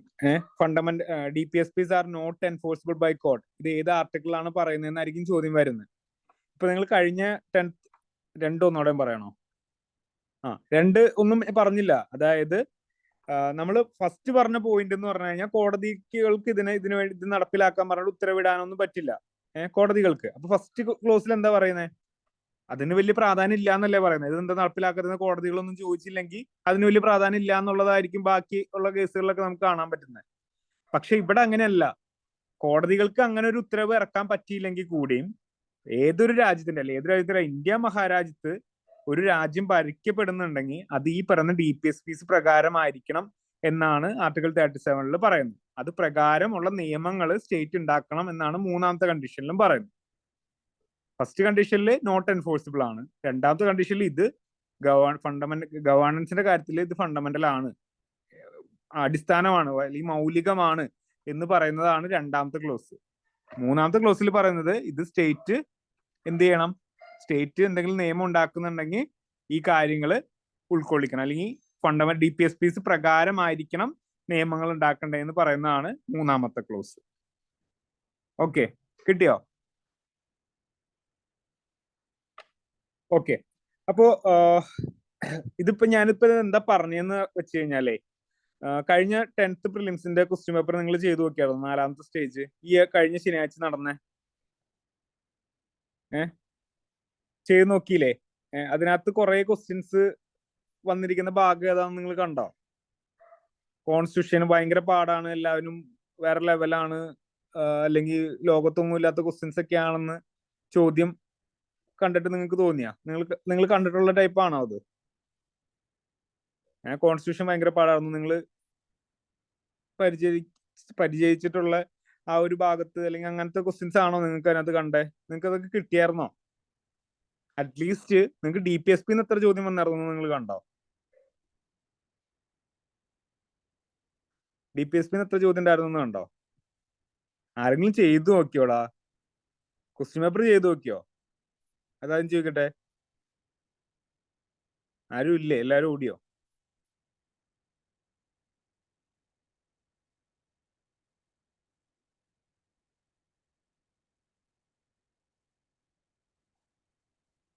എന്തുവാടേ ചെയ്യാതെ? ഒരു പരീക്ഷ PSC നടത്തിയിട്ടുണ്ടെങ്കിൽ അത് ചെയ്യാന്നുള്ളതല്ല ഒരു ആസ്പിരന്റ് എന്നുള്ള രീതിയിൽ നിങ്ങൾ ഏറ്റവും ഫസ്റ്റ് ചെയ്യേണ്ട കടമ. 100 കൂട്ടം പഠിക്കുന്നതിനേക്കായി ഒരൊറ്റ ക്വസ്റ്റ്യൻ പേപ്പർ ചെയ്ത് കഴിഞ്ഞാൽ 1000 പേജ് പഠിച്ചതിന് തുല്യമാണെന്ന് എത്ര പ്രാവശ്യം പറഞ്ഞാൽ നിങ്ങൾക്ക് എന്താ മനസ്സിലാകാത്തെ? എന്റെ പൊന്നേ, ഇതുവരെ ക്വസ്റ്റ്യൻസ് ചെയ്തിട്ടില്ല എന്നുണ്ടെങ്കിൽ പോയിരുന്ന് ചെയ്യാ. അത് കഴിഞ്ഞിട്ട് മതി. ബാക്കി ഏത് ക്ലാസ് അറ്റൻഡ് ചെയ്യണതും എന്ത് കാര്യം ചെയ്യുന്നതും അത് കഴിഞ്ഞിട്ട് മതി. ഇപ്പൊ നിങ്ങൾ ക്ലാസ് അറ്റൻഡ് ചെയ്തോ? അതല്ല പറയുന്നത്. ബുക്സ് വായിക്കുന്നതും കാര്യങ്ങളൊക്കെ ക്വസ്റ്റ്യൻ പേപ്പർ ചെയ്യാതെ, പരീക്ഷ കഴിഞ്ഞാൽ ക്വസ്റ്റ്യൻ പേപ്പർ കാണാതെ അത് ചെയ്ത് നോക്കാതെ നിങ്ങൾ PSC പഠിക്കാൻ ഇരിക്കല്ലേ. ദയവ് ചെയ്ത് റിക്വസ്റ്റ് ആണ്. എത്ര പറഞ്ഞാലും നിങ്ങൾക്ക് മനസ്സിലാവില്ലെങ്കിൽ പിന്നെ ഞാൻ എന്ത് ചെയ്യും? ഓക്കെ, നമുക്ക് 2 ചോദ്യങ്ങളാണ് കഴിഞ്ഞ DPSPയിൽ വന്നത്. 2 ചോദ്യം. സാധാരണ ഞാനത് പ്രതീക്ഷിച്ചത് ഫണ്ടമെന്റൽ റൈറ്റിൽ നിന്നായിരിക്കും 3-4 ക്വസ്റ്റ്യൻ വരാമെന്ന് പ്രതീക്ഷിച്ചു. പക്ഷെ അടുത്ത പ്രാവശ്യം അവർ പാറ്റേൺ മാറ്റി 2 ചോദ്യം ഇട്ടത് DPSP എന്നായിട്ട്. അപ്പൊ ആ 2 ചോദ്യം DPSP വന്നത് ആർട്ടിക്കിൾ 39 വന്നു, ആർട്ടിക്കിൾ 51 വന്നു. ഓക്കെ. അപ്പൊ ഈ 39, 51 ഞാൻ ഗ്രൂപ്പിൽ ചോദിച്ചു എങ്ങനെ ഉണ്ടായി പരീക്ഷ എന്ന് ചോദിച്ചു. എങ്ങനെ ഉണ്ടായി പരീക്ഷ എന്ന് ചോദിച്ചു കഴിഞ്ഞപ്പോ എല്ലാവരും പറഞ്ഞു കോൺസ്റ്റിറ്റ്യൂഷൻ ഒക്കെ വേറെ ഏതോ ലോകത്തുനിന്ന് വന്നു എന്ന് പറഞ്ഞു. ആക്ച്വലി ഞാൻ ആ ക്വസ്റ്റ്യൻസ് നോക്കി കഴിഞ്ഞപ്പോ എനിക്ക് ഒന്നും തോന്നിയില്ല. കാരണം ഞാൻ പഠിപ്പിക്കുന്ന അതേ സ്റ്റൈലിലാണ് ആ ചോദ്യങ്ങൾ വന്നിരിക്കുന്നത്. ഏത് ചോദ്യം ഞാൻ ചോദിക്കും എന്ന് അവർക്ക് പറഞ്ഞു കൊടുത്തോ. അതായത് ഈ ക്ലാസ് ഞാൻ ഓഫ്ലൈൻ ബാച്ചിൽ എടുത്തതാ DPSP. അതിനു വേണ്ടിയിട്ട് തയ്യാറാക്കിയിട്ടുള്ള PPT ആണ് ഇപ്പൊ നിങ്ങൾ ഈ കാണുന്നത്. അപ്പൊ ഇവരോട് ഞാൻ പറഞ്ഞു കൊടുത്തു 39ന്റെ കേസിൽ ഇങ്ങനെയൊക്കെയാണ്, ഇതൊക്കെയാണ് ഇമ്പോർട്ടന്റ് ആയിട്ട് വരിക എന്നുള്ളത് പറഞ്ഞു. 51ന്റെ കേസിലും ഇത് ഇങ്ങനെയൊക്കെയാണ് എന്നുള്ള കാര്യം ഇതൊക്കെ പറഞ്ഞു. ഈ രണ്ടിൽ നിന്നാണ് ചോദ്യങ്ങൾ വരാൻ ചാൻസ് എന്നുള്ളതും പറഞ്ഞു. ഞാനത് അവർക്ക് സ്റ്റാർ ചെയ്ത് മാർക്ക് ചെയ്തും കൊടുത്തു. ചോദ്യം വന്നത് കൃത്യം ആ രണ്ടെണ്ണം, 39ഉം 51. അപ്പൊ അതായത് നമ്മൾ പഠിക്കുന്ന സ്റ്റൈലും കാര്യങ്ങളും എല്ലാം ഒരേ ഇതിനകത്താണ് പോകുന്നത്. നമ്മൾ എന്ത് പ്രതീക്ഷിക്കുന്നുണ്ടോ അതൊക്കെ ക്വസ്റ്റ്യൻ ആയിട്ട് വരുന്നുണ്ട്. പക്ഷെ നിങ്ങൾ എന്താ അതിനനുസരിച്ചിട്ട് നിങ്ങൾ ചേഞ്ചസ് വരുത്തുന്നില്ല എന്നുള്ളതാ. നിങ്ങൾ പഴയ ഒരു സ്റ്റൈലിൽ പഠിച്ചുകൊണ്ടിരിക്കുകയാണ്. ആ സ്റ്റൈലിൽ നിന്ന് ഒരിക്കലും മാറി ചിന്തിക്കാനായിട്ട് നിങ്ങൾ ശ്രമിക്കുന്ന പോലുമില്ല. എത്രയോ പിള്ളേരാണെന്നറിയോ എനിക്ക് ഇംഗ്ലീഷിൽ പഠിക്കുന്ന പാടാണ് സാർ, ഇംഗ്ലീഷിൽ പഠിക്കുന്ന പാടാണ് സാർ എന്ന് പറഞ്ഞുകൊണ്ട് മെസ്സേജ് അയക്കുന്നത്. അപ്പൊ എത്ര അവരോട് പറഞ്ഞു കൊടുത്തിട്ട് നിങ്ങൾ ട്രൈ ചെയ്യ്. നിങ്ങൾക്ക് ഇവിടെ നിന്ന് നമുക്ക് ഇംഗ്ലീഷിൽ ക്വസ്റ്റ്യൻസ് കിട്ടും, നിങ്ങൾക്ക് വേറെ മലയാളത്തിൽ ക്വസ്റ്റ്യൻസ് കിട്ടുന്ന എന്തോരം സോഴ്സുകൾ വേറെ ഉണ്ട്. നിങ്ങൾക്ക് അവിടെ പോയി അല്ലെങ്കിൽ വേറെ ഒരു ജനറൽ എക്സാം എഴുതുന്ന മലയാളത്തിൽ വേറെ എടുത്ത് എഴുതി കൂടെ. നിങ്ങൾ ആ ഇവിടെ നിന്ന് കിട്ടുന്നത് ഒരു എക്സ്പീരിയൻസിന് മാത്രം എടുത്തിട്ട് നിങ്ങളത് വേറെ ടെലഗ്രാമിൽ നിന്നും ഇതിൽ നിന്നൊക്കെ കിട്ടുന്ന ഒരുപാട് ക്വസ്റ്റ്യൻ പേപ്പേഴ്സ് ഉണ്ട്, അതെടുത്ത് നിങ്ങൾക്ക് ചെയ്തുകൂടെ? അതിനൊരാളും ട്രൈ ചെയ്യുന്ന പോലില്ല എന്നുള്ളതാണ് വളരെ സങ്കടകരമായിട്ടുള്ള ഒരു കാര്യം. ഇപ്പൊ പറഞ്ഞു ഞാൻ മടുത്തു. ബാച്ച് മാറുന്ന പിള്ളേരോടൊക്കെ ഇപ്പൊ സുഖമായിട്ട് പറയാണ് എന്തെങ്കിലും കാണിക്കും. ഞാൻ ആരെയും കൺവിൻസ് ചെയ്യാൻ നിർത്തുന്ന പരിപാടി ഞാൻ നിർത്തി. അവരുടെ അടുത്ത് പറഞ്ഞു കൊടുക്കുന്നതിന് ഒരു ലിമിറ്റ് ഉണ്ട്. ഇത്രയൊക്കെ പറഞ്ഞു കൊടുത്തിട്ടും അവർക്ക് പോയി ഒട്ടും പറ്റണില്ല എന്നുണ്ടെങ്കിൽ എന്നാ പോണ വഴിക്ക് പോട്ടെ എന്ന് ഞാനും വിചാരിക്കും. അതിൽ കൂടുതലൊന്നും ചെയ്യാൻ പറ്റൂല. അപ്പൊ അത് നിങ്ങൾ മനസ്സിലാക്കുക. നമ്മൾ പഠിക്കുന്ന സ്റ്റൈലൊക്കെ കറക്റ്റ് ആണ്. ഞാൻ പഠിപ്പിച്ചു തരുന്നത് ഏത് രീതിയിൽ ക്വസ്റ്റ്യൻസ് വരുമെന്ന് പറയുന്നുണ്ടെങ്കിൽ ആ രീതി തന്നെ ക്വസ്റ്റ്യൻസ് ചോദിക്കുന്നുണ്ട്. DPSPയുടെ ചോദ്യം ചോദിച്ചു ഫണ്ടമെന്റൽ ആയിട്ടുണ്ട്. നിങ്ങൾ ക്ലാസ് എടുത്തതിന്റെ തലേ ദിവസം ക്ലാസ് എടുത്തു, പിറ്റേ ദിവസം അല്ലേ LSTSന്റെ പരീക്ഷ നടന്നിട്ട് ആ ക്വസ്റ്റ്യൻസ് 15 ഒക്കെ വന്നത്. അപ്പൊ പഠിച്ചു പോകുന്ന രീതി കറക്റ്റാ. അപ്പൊ ഞാൻ ഇംഗ്ലീഷിൽ പഠിക്കാനായിട്ട് പറയുന്നുണ്ടെങ്കിൽ അതിനകത്ത് എന്തെങ്കിലും കാര്യമില്ല, അതില്ല എന്നുള്ളത് നിങ്ങൾക്ക് വിചാരിക്കേണ്ട. അതിന്റെ പിറകിൽ കാര്യം ഉണ്ടാവും. അപ്പൊ അതൊന്ന് മനസ്സിലാക്കി നിങ്ങളൊന്ന് അഡാപ്റ്റ് ചെയ്ത് കുറച്ച് നാളത്തെ ഒരു തുടക്കത്തിൽ ഒരു ബുദ്ധിമുട്ട് ഉണ്ടാവുള്ളൂ. കുറച്ച് കഴിഞ്ഞ് കഴിയുമ്പോൾ അത് നിങ്ങൾക്ക് തന്നെ ഉപകാരമായിട്ട് വരും. ഓക്കെ. അപ്പൊ 37 ഈ പറയുന്ന ആർട്ടിക്കിളിൽ 3 കാര്യങ്ങളാണ് പറയുന്നത്. ഇനി അടുത്തതാണ് ആർട്ടിക്കിൾ 38 എന്നുള്ളത്. Okay.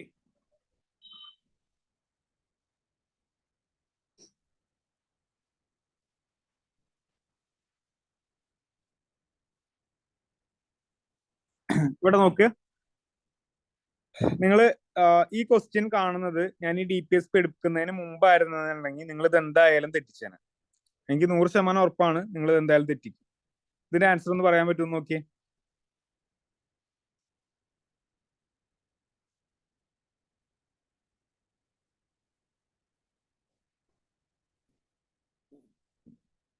According to the Constitution of India, which of the following are fundamental for the governance of the country?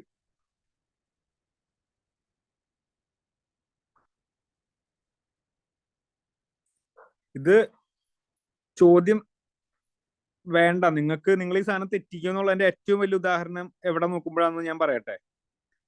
ഇവിടെ ചോദ്യത്തിൽ കണ്ടിട്ടുണ്ട് which of the following are എന്ന് ചോദിച്ചിട്ടുണ്ട്.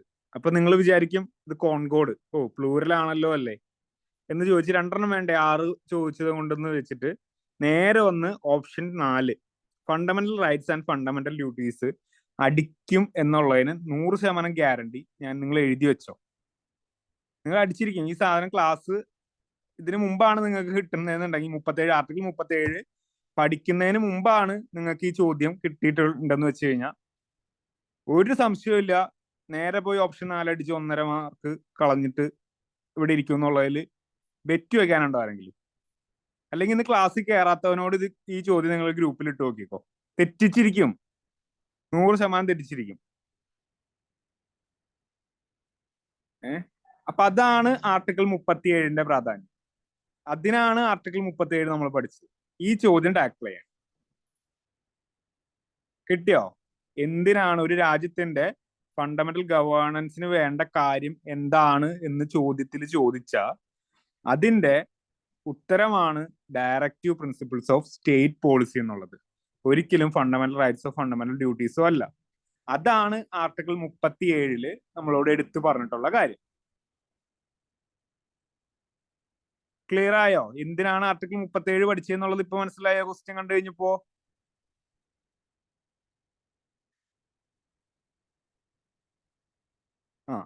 അപ്പൊ അവിടെ ആർട്ടിക്കിൾ 37 നമ്മൾ പഠിച്ചത് 3 കാര്യങ്ങളാണ് നമ്മൾ പഠിച്ചത്. ഒന്നാമത്തെ കാര്യം അത് നോട്ട് എൻഫോഴ്സിബിൾ ആണ്, ബൈ കോർട്ടാണ്. രണ്ടാമത്തെ കാര്യം fundamental the governance of the country ആണ്. മൂന്നാമത്തെ കാര്യം എന്തായിരുന്നു? മൂന്നാമത്തെ കാര്യം നിങ്ങൾ പറ. മൂന്നാമത്തെ കാര്യം എന്തായിരുന്നു? പറ. ആര് നിയമം ഉണ്ടാക്കണം? സ്റ്റേറ്റ് DPSPs അനുസരിച്ച് നിയമം ഉണ്ടാക്കണം എന്നുള്ളതാണ് പറയുന്നത്. ഇതാണ് ആർട്ടിക്കിൾ 37. കേട്ടോ? 36 എന്ന് പറയുന്നത് ഡെഫിനിഷൻ ഓഫ് സ്റ്റേറ്റ് ആണ്. ആർട്ടിക്കിൾ 37 എന്ന് പറയുന്നത് ഈ പറയുന്ന 3 കാര്യങ്ങളെ കുറിച്ചിട്ടാണ് പറയുന്നത്. ഒന്ന്, അത് എൻഫോഴ്സിബിൾ ബൈ കോർട്ട് അല്ല. 2, ഫണ്ടമെന്റൽ ഇൻ ഗവേണൻസ് ആണ്. 3, ഈ ലോസ് ഉപയോഗിച്ച് വേണം പാർലമെന്റ് അല്ലെങ്കിൽ ആരെങ്കിലും സ്റ്റേറ്റ് നിയമം ഉണ്ടാക്കാൻ എന്നുള്ള കാര്യങ്ങളാണ് പറയുന്നത് ആർട്ടിക്കിൾ 37. അത് എന്തിനാണ് ആർട്ടിക്കിൾ 37 പഠിച്ചതെന്ന് നമ്മൾ ഈ ക്വസ്റ്റ്യൻ ഇപ്പൊ കണ്ടു കഴിഞ്ഞപ്പോൾ നിങ്ങൾക്ക് മനസ്സിലായി. ഓക്കെ, അടുത്ത ഇതിനകത്തേക്ക് പൊക്കോട്ടെ. 37 കഴിഞ്ഞിട്ട് 38. ആർട്ടിക്കിൾ 38. അപ്പൊ അതിനു മുമ്പ് ആർട്ടിക്കിൾ 38 പഠിക്കുന്നതിന് മുമ്പ് നമുക്ക് DPSPസിന്റെ കുറച്ച് നേച്ചർ പഠിക്കാം. ഓക്കെ, അപ്പൊ ഈ നേച്ചറിൽ നമ്മൾ ഏറ്റവും ഫസ്റ്റ് പറഞ്ഞ കാര്യമാണ് ഇതൊരു ഡയറക്റ്റീവ്സ് ടു ഗവൺമെന്റ് ആണെന്നുള്ളത്. അതായത് ഗവൺമെന്റിന് കൊടുക്കുന്ന നിർദ്ദേശങ്ങളെയാണ് നമ്മൾ ഡയറക്റ്റീവ് പ്രിൻസിപ്പിൾസ് എന്ന് വിളിക്കുന്നത്. ഓക്കെ, അതാണ് ഫസ്റ്റ് പോയിന്റ് എഴുതിയേക്കുന്നത്.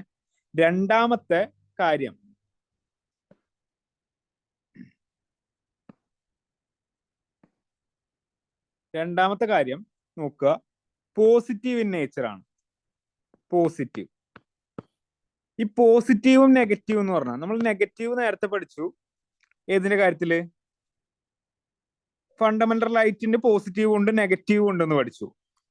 ആർട്ടിക്കിൾ 17 ഒരു നെഗറ്റീവ് ആണെന്നൊക്കെ പറഞ്ഞിട്ട് നമ്മൾ പഠിച്ചതാണ്. അപ്പൊ ഈ പറയുന്ന പോസിറ്റീവും നെഗറ്റീവും എന്ന് പറഞ്ഞാൽ എന്താണ് എന്നുള്ള കാര്യം ഞാൻ നിങ്ങൾക്ക് പറഞ്ഞു തന്നു വളരെ എളുപ്പത്തില്. സ്റ്റേറ്റിനോട് ആരെങ്കിലും ഡു അല്ലെങ്കിൽ ഡോണ്ട് എന്നുള്ള ചോദ്യം ചോദിച്ചു കഴിഞ്ഞാൽ അത് ചെയ്യരുതെന്നാണ് പറയുന്നതെങ്കിൽ, സ്റ്റേറ്റിനോട് ചെയ്യരുതെന്നാണ് പറയുന്നതെങ്കിൽ, ഡോണ്ട് എന്നാണ് പറയുന്നതെങ്കിൽ അത് നെഗറ്റീവ് ആണ് അതിന്റെ നേച്ചർ എന്ന് പറയും. മറിച്ച് ഡു എന്നാണ് സ്റ്റേറ്റിനോട് പറയുന്നതെങ്കിൽ അതിന്റെ നേച്ചർ പോസിറ്റീവ് ആണ് എന്ന് പറയും. അപ്പോൾ ആ അർത്ഥത്തിൽ നമ്മൾ നോക്കുന്ന സമയത്ത് ഫണ്ടമെന്റൽ റൈറ്റിലെ കുറെ ആർട്ടിക്കിൾസ് നമുക്ക് പോസിറ്റീവും കിട്ടും, ചിലതൊക്കെ നെഗറ്റീവ്സും കിട്ടും. അത് മിക്സ്ഡ് ആണ്. ചില ആർട്ടിക്കിൾസ് പോസിറ്റീവ് ഉണ്ട്, ചില ആർട്ടിക്കിൾ നെഗറ്റീവ് ഉണ്ട് എന്നുള്ളതൊക്കെ നമ്മൾ പഠിച്ചു. ഇവിടെ DPSPയിൽ വരുന്ന സമയത്ത് എപ്പോഴും സ്റ്റേറ്റിനോട് ഡു എന്നാ പറയുന്നത്, ഡോണ്ട് എന്ന് പറയുന്നില്ല. അപ്പൊ അതുകൊണ്ട് തന്നെ DPSPസിന്റെ നേച്ചർ എന്താണ് എന്ന് ചോദിച്ചു കഴിഞ്ഞാൽ അതിന്റെ ഉത്തരം പോസിറ്റീവ് ആണ്. ഓക്കെ, DPSPസ് പോസിറ്റീവ് ആണ് എന്ന് നമുക്ക് പറയാം. നിങ്ങൾ സ്റ്റേറ്റ്മെന്റ് ആയിട്ട് വരും. താഴെ തന്നിരിക്കുന്നതിൽ തെറ്റായ പ്രസ്താവന ഏത്? DPSPs are negative in nature എന്നൊക്കെ പറഞ്ഞിട്ടായിരിക്കും പ്രസ്താവന വരുന്നത്. അപ്പൊ അത് തെറ്റിക്കരുത്. പോസിറ്റീവ് മാത്രമേ ഉള്ളൂ DPSPസിന്. അതുപോലെ തന്നെ ഇത് നോൺ ജസ്റ്റിസബിൾ റൈറ്റ് ആണ്. നമുക്ക് കോടതിയിലൊന്നും പോയി നേടിയെടുക്കാനായിട്ട് പറ്റില്ല എന്നുള്ളത് നമ്മൾ പഠിച്ചു. അതേപോലെ തന്നെ ഇതൊരു മോറൽ പേഴ്സ്പെക്ട്സ് ആണ്. അതായത് മോറൽ പേഴ്സ്പെക്ട് എന്ന് പറഞ്ഞിട്ടുണ്ടെങ്കിൽ നമ്മൾ ഫണ്ടമെന്റൽ റൈറ്റ് പറഞ്ഞിട്ടുള്ള പോലെ കൃത്യമായിട്ട് ഒരു കാര്യം ഇവിടെ ഡിഫൈൻ ചെയ്ത് വെച്ചിട്ടില്ല.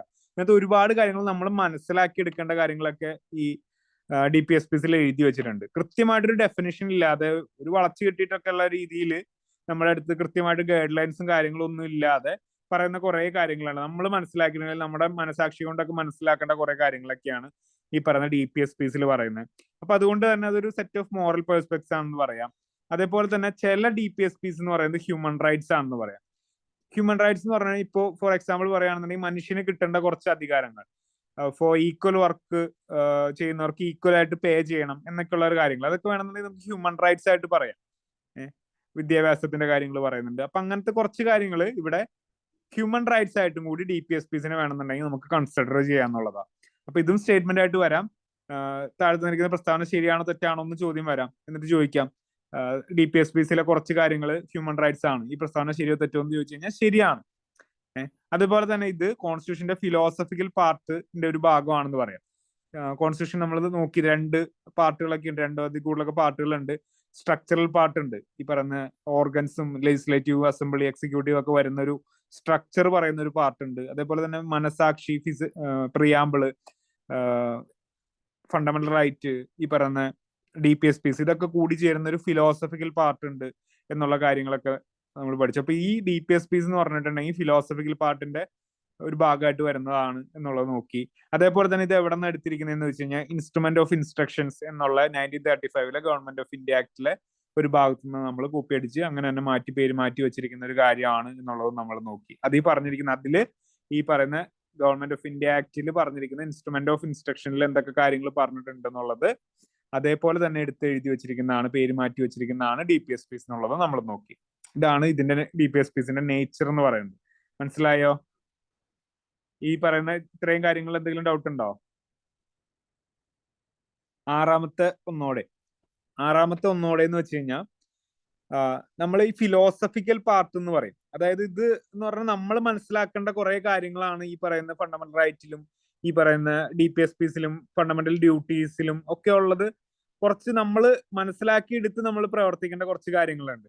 അപ്പൊ അതുകൊണ്ടാണ് അതിനെ ഫിലോസഫി ആണെന്ന് പറയുന്നത്, ഫിലോസഫിക്കൽ പാർട്ടാണ് എന്ന് പറയുന്നത് അതുകൊണ്ടാണ്. ഓക്കെ, ഫിലോസഫിക്കൽ പാർട്ടാണെന്ന് പറയുന്നത്.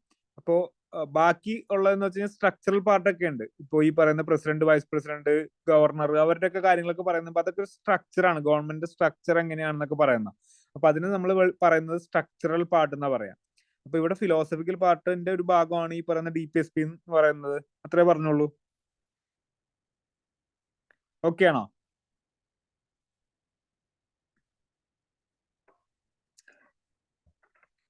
ഓക്കെ, അപ്പൊ അങ്ങനെയാണെങ്കിൽ അടുത്തൊരു കാര്യം കൂടി നമുക്ക് നോക്കാം.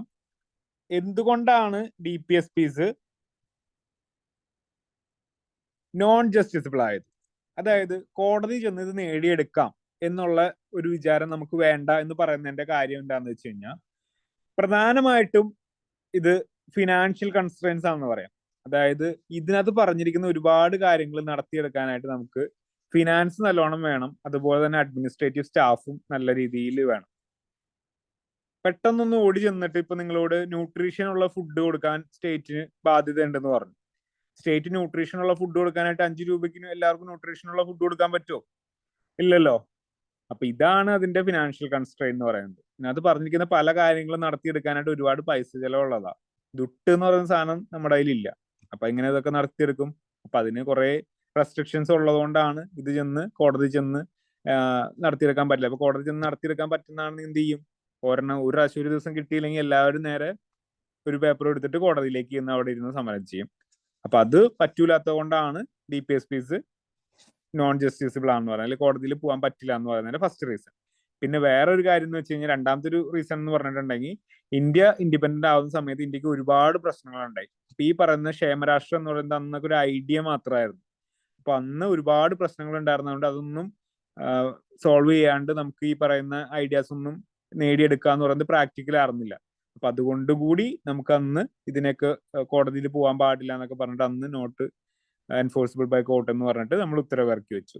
അതേപോലെ തന്നെ ഇത് ഒരു അബ്സ്ട്രാക്ട് ഇൻ ഫോം ആണ്. അബ്സ്ട്രാക്ട് ഇൻ ഫോം എന്ന് പറഞ്ഞാൽ എന്താ? ഒരു അവ്യക്തത എവിടെയൊക്കെയോ ഉണ്ട്, കൃത്യമായിട്ട് ഇത് ഡിഫൈൻ ചെയ്ത് വെച്ചിട്ടില്ല. അപ്പൊ അതുകൊണ്ട് തന്നെ ഇത് കോടതിക്ക് ഇന്റർപ്രറ്റ് ചെയ്യണതിനും ലിമിറ്റേഷൻ ഉണ്ട്.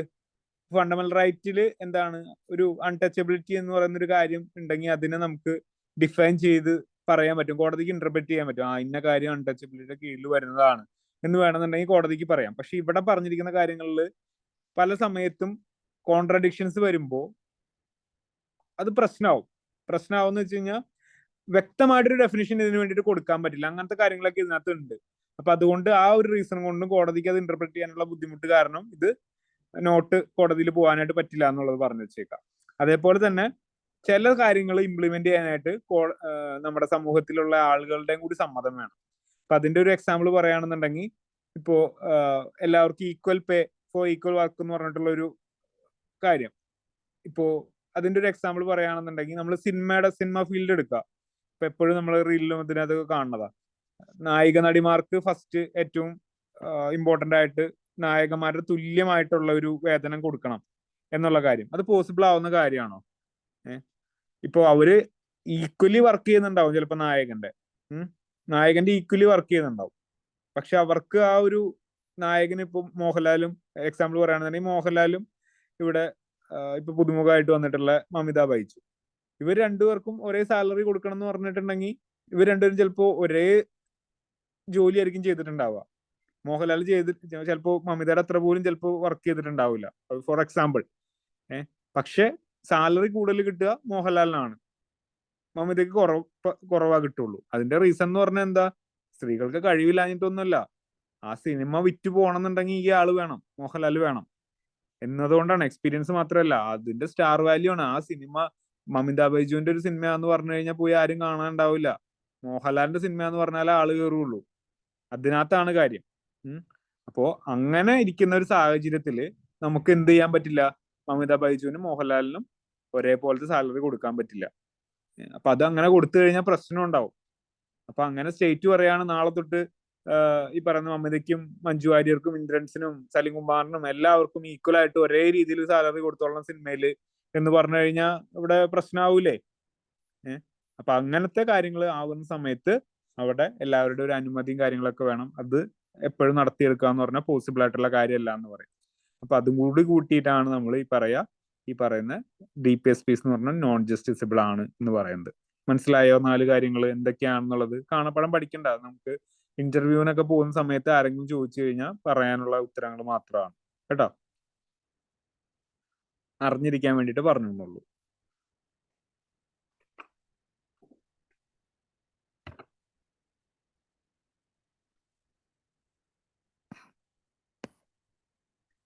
ഇനി ഇതിനകത്ത് ഡോക്ടർ BR അംബേദ്കർ പറഞ്ഞിട്ടുള്ള ഒരു കാര്യമുണ്ട്. ഇത് നോക്കുക, ഞാനിത് ഹിന്ദുന്ന് കോപ്പി ചെയ്ത ഒരു ആർട്ടിക്കിൾ ആണ്. അപ്പൊ അതിനകത്ത് പറഞ്ഞിരിക്കുന്ന കാര്യം നോക്കുക. On November 19, 1948, Dr. BR Ambedkar, speaking in the Constituent Assembly debate during the drafting of the Constitution. Image full ആയിട്ടില്ല, ഇത്രേ ഉള്ളൂ. അത് ഞാൻ പറഞ്ഞില്ല, ഹിന്ദുന്ന് കോപ്പി ചെയ്തെടുത്തതാ. Okay. On drafting the Constitution, said about the directive principles of state policy contained in Part 4 of the Constitution. It is the intention of this assembly that in future, both the legislature and executive should not merely pay lip service to the principles enacted in this part, but that they should be made on the basis of all executive and legislative action that may be taken hereafter in matter of governance of the country. അതായത് അംബേദ്കർ പറഞ്ഞ കാര്യം ഇതാണ്. ഇങ്ങനത്തെ കേസുകളിലെ ഈ അംബേദ്കർ നെഹ്റു ഒക്കെ എന്തെങ്കിലുമൊക്കെ പറഞ്ഞിട്ടുണ്ടോ എന്നൊക്കെയാണ് ഭൂരിഭാഗം നമുക്ക് PSC ചോദിക്കുന്നത്. അപ്പൊ അവരെന്തെങ്കിലുമൊക്കെ ലാസ്റ്റ് ക്ലിയർ അല്ല, എനിക്കറിയാം, അങ്ങനെയാണ് ആ ഇമേജ്. അത് അവർക്കുടെ സബ്സ്ക്രിപ്ഷൻ എടുക്കാത്തതുകൊണ്ട് എനിക്ക് തന്നില്ല, ഫുള്ള് ഇത്രേ ഭാഗം തന്നുള്ളൂ. അപ്പൊ അതുകൊണ്ടാണ് ലാസ്റ്റ് ഭാഗം ക്ലിയർ അല്ലാത്തത്. നിങ്ങൾ ഇത് മനസ്സിലാക്കിയാൽ മതി. ഇവിടെ ഒരു ടേം കിടക്കുന്നുണ്ട്, ലിപ് സർവീസ് എന്നുള്ള കാര്യം. സ്റ്റേറ്റ് ഒരു കാര്യം ചെയ്യുന്ന സമയത്ത് DPSPsന് അനുസൃതമായിട്ട് വേണം നിയമങ്ങൾ ഉണ്ടാക്കാൻ. വെറുതെ വായ്ത്താളം അടിക്കരുതെന്നാണ് അംബേദ്കർ പറഞ്ഞത്. അത്രേ ഓർത്തിരുന്നാൽ മതി മലയാളത്തില്. അതായത് ഇപ്പൊ പറയും, നിങ്ങൾ ഈ കോൺസ്റ്റിറ്റ്യൂഷന് ഇതൊക്കെ ഉണ്ടാക്കി എഴുതി വെക്കുന്ന സമയത്ത് സ്റ്റേറ്റുകൾ പറയും നമ്മുടെ DPSPക്ക് അനുസൃതമായിട്ടാണ് എല്ലാ കാര്യങ്ങളും ചെയ്യുന്നത്, ക്ഷേമരാഷ്ട്രമാണ് നമ്മുടെ ലക്ഷ്യം എന്നൊക്കെയുള്ള കാര്യങ്ങൾ നമ്മൾ പറയും. പക്ഷെ ഇത് കഴിഞ്ഞ് ഇവിടെ നിന്ന് ഇറങ്ങി കഴിയുമ്പോൾ നിങ്ങൾ വേറെ മറിച്ച് പറയരുത് എന്നാണ് അംബേദ്കർ പറഞ്ഞത്. ഈ ഗവേണൻസ് ഓഫ് എ കൺട്രിയിൽ ഈ DPSPs അത്രയും ഫണ്ടമെന്റൽ ആണ്. അതുകൊണ്ട് ആണ് അംബേദ്കർ പറഞ്ഞിട്ടുള്ള ആ വാക്കുകൾക്ക് അത്ര പ്രാധാന്യമുള്ളത് കേട്ടോ. അപ്പോ ഇതാ ഒരു ടേം നോട്ട് ചെയ്താ, പേ ലിപ് സർവീസ് എന്നുള്ള ആ ഒരു ഫ്രേസ് നോട്ട് ചെയ്ത് വെച്ച് കഴിഞ്ഞാൽ ആരാ പറഞ്ഞതെന്ന് വെച്ച് കഴിഞ്ഞാൽ അംബേദ്കർ എന്നുള്ളത് തട്ടിക്കൊള്ളണം. കിട്ടിയല്ലോ? അംബേദ്കർ എന്താ പറഞ്ഞതെന്ന് മനസ്സിലായല്ലോ?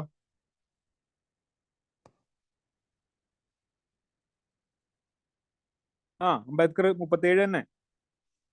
അംബേദ്കർ പറഞ്ഞത് സെയിമാ, അതിന് ഡിബേറ്റിൽ പറഞ്ഞ കാര്യ. അപ്പൊ ഇത് ആരാ പറഞ്ഞതെന്ന് ചോദിച്ചു കഴിഞ്ഞാൽ അംബേദ്കർ പറഞ്ഞതാണ് എന്നുള്ളത്. അപ്പൊ ആർട്ടിക്കിൾ 37 കാര്യങ്ങളായിട്ട് നിങ്ങൾക്ക് കണക്ട് ചെയ്യാൻ പറ്റും. ഓക്കെ, അടുത്ത്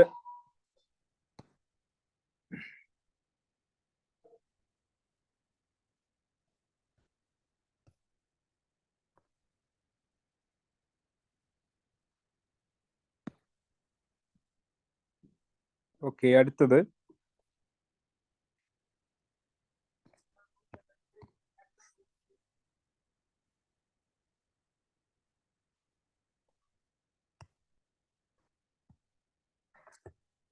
പോകട്ടെ.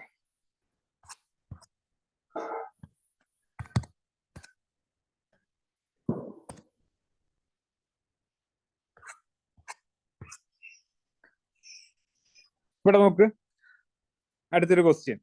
Which part of the constitution of India declares the ideal of welfare state? ക്ഷേമരാഷ്ട്രം എന്നുള്ള ആശയം പറഞ്ഞിരിക്കുന്ന ഭരണഘടനയിലെ ഭാഗം ഏതാണ്? 2020 UPSCയുടെ ക്വസ്റ്റ്യൻ പേപ്പറാണ്. ക്ഷേമരാഷ്ട്രം. ഇത് എപ്പോഴും PSC ചോദിക്കാറുള്ള ചോദ്യമാണ് കേട്ടോ. ഇപ്പൊ DPSP എന്നാണ് ഇതിന്റെ ആൻസർ വരിക. എല്ലാവർക്കും കിട്ടിയിട്ടുണ്ട്, വേറെ കൺഫ്യൂഷൻ ഒന്നും ഇല്ലാത്ത ചോദ്യമാണ്. ഇനി അടുത്തൊരു കാര്യമാണ്, നമ്മൾ ഈ DPSPയിലുള്ള ആശയങ്ങളെ നമ്മൾ 36 37 പഠിച്ചു. 36 37 ജസ്റ്റ് ഒരു ഇൻട്രൊഡക്ഷൻ മാത്രമാണ് ഈ പറയുന്ന DPSPസിനുള്ളത്. ഒരെണ്ണത്തിൽ എന്താണ് സ്റ്റേറ്റ് എന്നുള്ള ഡെഫിനേഷനും, രണ്ട് എന്താണ് DPSPs എന്നുള്ളത് കൊണ്ട് ഉദ്ദേശിക്കുന്നത് എന്നുള്ള കാര്യം മാത്രമാണ് 36 37 പറഞ്ഞിട്ടുള്ളത്.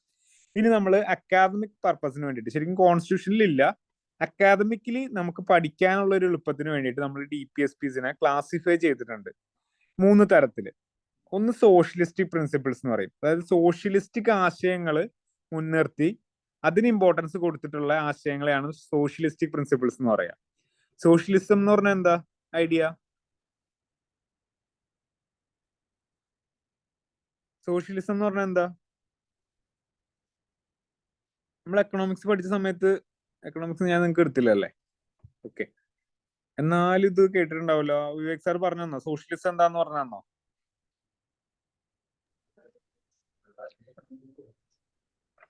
റെസ്പോൺസ് ഇല്ലല്ലോ ആരുടെയും.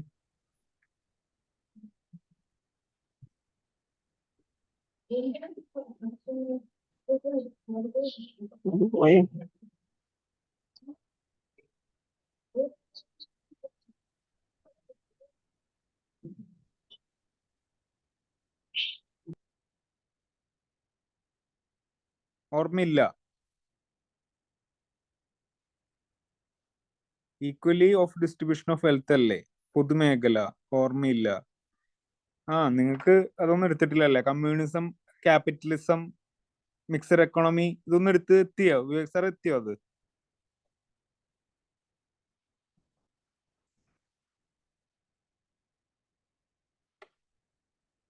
ജനങ്ങളുടെ ക്ഷേമം ലക്ഷ്യമാക്കിയതൊന്നല്ല സോഷ്യലിസം.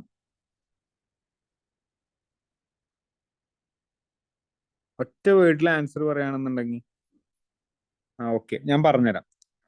എക്കണോമിക്സിന്റെ നമ്മൾ പഠിക്കുന്ന സമയത്തെ അതിനകത്ത് നമ്മൾ ടൈപ്സ് ഓഫ് എക്കണോമി പഠിക്കും, എന്തൊക്കെയാണോ ഉള്ളതെന്നുള്ളത്. അപ്പൊ അതിനകത്ത് പഠിക്കുന്ന കാര്യമാണ് ക്യാപിറ്റലിസം, സോഷ്യലിസം, മിക്സഡ് എക്കണോമി എന്നുള്ള 3 കാര്യങ്ങൾ. അതിൽ സോഷ്യലിസം എന്നുള്ളതും, ആദ്യം ക്യാപിറ്റലിസം നോക്കാം. 3 ഫണ്ടമെന്റൽ പ്രോബ്ലംസ് ഓഫ് എക്കണോമിക്സ് എന്ന് പറഞ്ഞൊരു സംഭവമുണ്ട്. എക്കണോമിക്സിൽ പൊതുവെ വരുന്ന എന്തൊക്കെ പ്രോബ്ലംസ് ആണോ ഉള്ളതെന്നുള്ളത്, അതിനകത്ത് വരുന്ന കാര്യങ്ങളാണ് വാട്ട് ടു പ്രൊഡ്യൂസ്, എന്താണ് പ്രൊഡ്യൂസ് ചെയ്യേണ്ടത് എന്നുള്ളത്, എന്താണ് പ്രൊഡ്യൂസ് ചെയ്യേണ്ടത്, എങ്ങനെയാണ് പ്രൊഡ്യൂസ് ചെയ്യേണ്ടത്, ഹൗ ടു പ്രൊഡ്യൂസ്. മൂന്നാമത്തെ കാര്യമാണ് ഫോർ ഹൂം ടു പ്രൊഡ്യൂസ് എന്നുള്ളത്. ഈ 3 കാര്യങ്ങൾ ചേർത്തിട്ടാണ് നമ്മൾ ഫണ്ടമെന്റൽ പ്രോബ്ലംസ് ഓഫ് എക്കണോമിക്സ് എന്ന് പറയാം. എക്കണോമിയിൽ ഈ 3 പ്രശ്നങ്ങളേ ഉള്ളൂ. കാരണം ഞാനൊരു ബിസിനസ് ഓണർ ആണെന്നുണ്ടെങ്കിൽ എന്താണ് പ്രൊഡ്യൂസ് ചെയ്യേണ്ടത് എന്നുള്ളത് എനിക്ക് എന്റെ മുമ്പിലുള്ള ചോദ്യമാണ്. എങ്ങനെ അത് പ്രൊഡ്യൂസ് ചെയ്യേണ്ടത് എന്നുള്ളത് എന്റെ മുമ്പിലുള്ള ചോദ്യമാണ്. പിന്നെ ഞാനിത് എങ്ങനെ വിൽക്കും എന്നുള്ളത്, അല്ലെങ്കിൽ ആർക്കാണ് ഈ സാധനം കൊടുക്കേണ്ടത്, ആർക്ക് വേണ്ടിയിട്ടാണ് ഇത് ഉണ്ടാക്കേണ്ടത് എന്നുള്ളത് എന്റെ മുമ്പിലെ ചോദ്യമാണ്. ഇതാണ് 3 ഫണ്ടമെന്റൽ പ്രോബ്ലംസ് ഓഫ് എക്കണോമിക്സ് എന്ന് പറയുന്നത്. അപ്പൊ ഈ ഒരു ചോദ്യങ്ങൾക്ക്, ഈ 3 ചോദ്യങ്ങൾക്ക് ഉത്തരം നൽകുന്നത് ഒരു പ്രൈവറ്റ് ഇൻഡിവിജ്വൽ ആണെന്നുണ്ടെങ്കിൽ, ഇതിന് തീരുമാനങ്ങൾ എടുക്കുന്നത് പ്രൈവറ്റ് ഇൻഡിവിജ്വൽ ആണ് എന്നുണ്ടെങ്കിൽ, അല്ലെങ്കിൽ ആരാണ് ഇത് പ്രൊഡ്യൂസ് ചെയ്യുന്നതെന്നും എന്തിനാ ഇത് പ്രൊഡ്യൂസ് ചെയ്യുന്നതെന്നും ആർക്ക് വേണ്ടിയിട്ട് അത് കൊടുക്കണ്ടേ എന്നുള്ള കാര്യങ്ങളും ഇതെല്ലാം ഇതിന്റെ ഒരു ഉത്തരം കൊടുക്കുന്നത് ഒരു പ്രൈവറ്റ് ഇൻഡിവിജ്വൽ ആണെങ്കിൽ അതിന്റെ ആ ഒരു സിസ്റ്റം ഓഫ് എക്കണോമിനെ പറയുന്ന പേരാണ് ക്യാപിറ്റലിസം. മനസ്സിലായോ?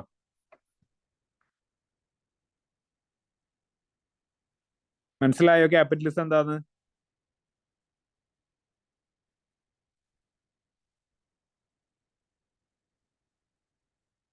ഇനി രണ്ടാമത്തെ കേസിൽ ഈ പറയുന്ന ഫണ്ടമെന്റൽ പ്രോബ്ലംസ് ഓഫ് എക്കണോമിക്സിൽ ഇതിന്റെ ആൻസർ കൊടുക്കുന്നത് ഇത് എന്ത് ഉണ്ടാക്കണമെന്നും ആർക്ക് വേണ്ടി ഉണ്ടാക്കണമെന്നും എങ്ങനെ ഉണ്ടാക്കണമെന്നും ഒക്കെ ഉള്ളതിന്റെ ഒരു ചോദ്യം ചോദിക്കുന്ന സമയത്ത് അതിന്റെ ഉത്തരം കൊടുക്കുന്നത് സ്റ്റേറ്റ് എന്ന് പറഞ്ഞത് മാത്രമാണെങ്കിൽ, അതായത് രാജ്യം അല്ലെങ്കിൽ ഗവൺമെന്റ് മാത്രമാണ് എങ്കിൽ അങ്ങനെയുള്ള ഒരു സിസ്റ്റം ഓഫ് എക്കണോമിനെ പറയുന്ന പേരാണ് സോഷ്യലിസം. അതായത് സോഷ്യലിസത്തില് സ്റ്റേറ്റിന് കൺട്രോൾ കൂടുതലായിരിക്കും. ഓരോ കാര്യങ്ങൾ ഉണ്ടാക്കണേലും അതെന്തൊക്കെ തീരുമാനങ്ങൾ വരണം എന്നുള്ളതിലും ഗവൺമെന്റ് ഇന്റർവെൻഷൻ കൂടുതലായിരിക്കും. സ്റ്റേറ്റ് ഇടപെടും കൂടുതലായിട്ട്. ജനങ്ങളുണ്ട് എന്തായാലും, പക്ഷെ ജനങ്ങളെക്കാളും കൂടുതൽ പവർ കിട്ടുക സ്റ്റേറ്റിനായിരിക്കും. അതാണ് സോഷ്യലിസം എന്നുള്ളത്. അപ്പൊ ഇതെന്തായിരിക്കും മിക്സഡ് എക്കണോമി എന്ന് പറഞ്ഞാൽ? മിക്സഡ് എക്കണോമി എന്ന് പറഞ്ഞാൽ എന്തായിരിക്കും? രണ്ടുപേരും കൂടി ഒരുമിച്ച്, സ്റ്റേറ്റിനും കാര്യങ്ങൾ തീരുമാനിക്കാൻ പറ്റും, ഇൻഡിവിജ്വലിനും കാര്യങ്ങൾ തീരുമാനിക്കാൻ പറ്റും എന്നുള്ളതാ. ഫോർ എക്സാമ്പിൾ പറയുകയാണെങ്കിൽ നമ്മുടെ PSC കോച്ചിങ്ങിന്റെ കാര്യം മാത്രം എടുത്താൽ പോരെ? PSC കോച്ചിങ്ങിന്റെ കാര്യം എടുക്കുക. ഇൻഡിവിജ്വൽ ആയിട്ട് ക്യാപിറ്റലിസം മാത്രമേ ഉള്ളൂ എന്നുണ്ടെങ്കിൽ ഇവിടെ ഭയങ്കര വമ്പന്മാര് ഇവിടുത്തെ മത്സരിക്കാനായിട്ട് ഭയങ്കര ഉണ്ടാവും. പ്രൈവറ്റ് ആയിട്ടുള്ള ഒരുപാട് കോച്ചിങ് സെന്റേഴ്സ് ഇവിടെ ഉണ്ടാവും. സ്റ്റേറ്റ് മാത്രമേ ഉള്ളൂ എന്നുണ്ടെങ്കിൽ പ്രൈവറ്റുകാർ ആരും ഉണ്ടാവില്ല. സ്റ്റേറ്റിൽ വേണ്ടിയുള്ള ഗവൺമെന്റിന്റെ സ്ഥാപനങ്ങൾ മാത്രമേ ഉണ്ടാവുള്ളൂ. ഇവർ രണ്ടുപേരും കൂടി ഉണ്ട് ഇപ്പോ. അതായത് നമ്മുടെ ഇപ്പൊ ഇന്ത്യൻസ് ഞാൻ പഠിപ്പിക്കുന്നുണ്ട്, നമുക്ക് സൈലം ഉണ്ട്, വേറെ ഒരുപാട് സ്ഥലങ്ങൾ വന്നിട്ടുണ്ട്, എൻട്രി ഉണ്ട്, ഇങ്ങനെയുള്ള കോച്ചിങ് സെന്റേഴ്സ് ഒരുപാടുണ്ട്. അതിന്റെ കൂടെ തന്നെ സ്റ്റേറ്റ് ഫണ്ട് ചെയ്തിട്ടുള്ള Kerala state civil service academy എന്നൊക്കെ പറഞ്ഞിട്ടുള്ള സാധനങ്ങളില്ലേ, അല്ലെങ്കിൽ മൈനോറിറ്റീസ് വെൽഫെയർ, അല്ലെങ്കിൽ മൈനോറിറ്റീസിന് PSC പഠിക്കാനുള്ള സ്ഥലങ്ങൾ, അങ്ങനത്തെ കാര്യങ്ങൾ, അങ്ങനത്തെ സെന്റേഴ്സ് നിങ്ങൾ കണ്ടിട്ടില്ലേ? അപ്പൊ ഇവർ രണ്ടുപേരും കൂടി ഉണ്ട്. പ്രൈവറ്റിനും ഒരേപോലെ ഇമ്പോർട്ടൻസ് ഉണ്ട്, അതേപോലെ തന്നെ സ്റ്റേറ്റിനും ഇമ്പോർട്ടൻസ് ഉണ്ട്. ഇങ്ങനെയുള്ള ആ ഒരു സിസ്റ്റത്തിനെ വിളിക്കുന്നതാണ് മിക്സഡ് എക്കോണമി എന്നുള്ളത്. മനസ്സിലായോ? അപ്പൊ അതേപോലെ സോഷ്യലിസ്റ്റിക് ഐഡിയാസ് എന്ന് പറഞ്ഞിട്ടുണ്ടെങ്കിൽ സ്റ്റേറ്റ് ഇന്റർവെയിൻ ചെയ്ത് ഓരോ കാര്യങ്ങൾ നടപ്പിലാക്കണം എന്നുള്ളതിന്റെ ആ ഒരു ഐഡിയനെ പറയുന്നതാണ് എന്ത്? സോഷ്യലിസ്റ്റിക് പ്രിൻസിപ്പിൾ എന്നുള്ളത്. കാര്യം മനസ്സിലായോ?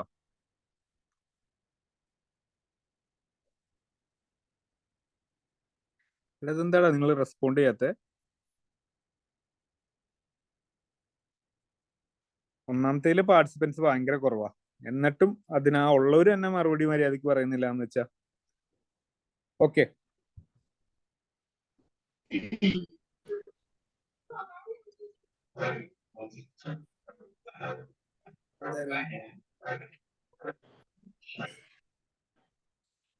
ഓക്കെ. അപ്പൊ അങ്ങനെ നോക്കുന്ന സമയത്ത് നമുക്ക് DPSPസിനെ നമുക്ക് മൂന്നായിട്ട് ക്ലാസിഫൈ ചെയ്യാൻ പറ്റും. ഒന്ന് സോഷ്യലിസ്റ്റിക് പ്രിൻസിപ്പിള്, രണ്ടാമത്തെ ഗാന്ധിയൻ പ്രിൻസിപ്പിള്. അതായത് ഗാന്ധിയൻ പ്രിൻസിപ്പിൾ എന്ന് പറഞ്ഞിട്ടുണ്ടെങ്കിൽ ഗാന്ധിജിയുടെ ആശയങ്ങൾ വെച്ചിട്ട് ഉള്ള ഉണ്ടാക്കിയിരിക്കുന്ന ആശയങ്ങളെയാണ് നമ്മൾ ഗാന്ധിയൻ പ്രിൻസിപ്പിൾസ് എന്ന് പറയാം. എളുപ്പമാണ്, പേരിന്ന് മനസ്സിലാവും. പിന്നെ പറഞ്ഞാണ് ലിബറൽ ഇന്റലക്ച്വൽ പ്രിൻസിപ്പിൾസ് എന്ന് പറയും. അതായത് വെസ്റ്റേൺ സ്റ്റൈലിലുള്ള ഒരു, വെസ്റ്റേൺ രാജ്യങ്ങളിലൊക്കെ ഉള്ള ഒരു ആശയമാണ് ലിബറലിസം എന്ന് പറയുന്നത്. അവിടെ ഉള്ളത് നമുക്ക് നോക്കി വരുന്ന സമയത്ത് നിങ്ങൾക്ക് മനസ്സിലാവും എന്താണ് ലിബറലിസത്തിൽ വരുന്ന ഐഡിയാസ് എന്തൊക്കെയാന്നുള്ളത്. അപ്പൊ ഈ ലിബറലിസം അതിന്റെ ആയിട്ട് ബന്ധപ്പെട്ട് നമ്മൾ എഴുതി വെച്ചിരിക്കുന്ന ആർട്ടിക്കിൾസിനെയാണ് നമ്മൾ ലിബറൽ ഐഡിയാസ് എന്ന് പറയുന്നത്. ഓക്കെ, അങ്ങനെ മൂന്ന് തരത്തിലാണ് നമ്മൾ ഈ DPSPസിനെ ക്ലാസിഫൈ ചെയ്തിരിക്കുന്നത്. അതിനകത്ത് നമുക്ക് പഠിക്കാൻ വരുന്ന വഴിക്ക് ഓരോന്നോരോന്നായിട്ട് ആദ്യം നമ്മൾ പഠിക്കാൻ പോകുന്നത് സോഷ്യലിസ്റ്റിക് പ്രിൻസിപ്പിൾസ് ആണ് പഠിക്കാൻ പോകുന്നത്. സോഷ്യലിസ്റ്റിക് പ്രിൻസിപ്പിൾസ് ആണ് ഏറ്റവും ഫസ്റ്റ് ആയിട്ട് നമ്മൾ പഠിക്കാൻ പോകുന്നത്. സോഷ്യലിസം വരുന്ന ഐഡിയാസ്. ക്ലിയർ അല്ലേ കാര്യം? നമുക്ക് നോക്കിയാലോ ഏതൊക്കെയാണെന്നുള്ളത്. ഗാന്ധിയൻ പ്രിൻസിപ്പിൾസ് എന്ന് പറഞ്ഞിട്ടുണ്ടെങ്കിൽ ഇവിടെ കാണാം. അതേപോലെ തന്നെ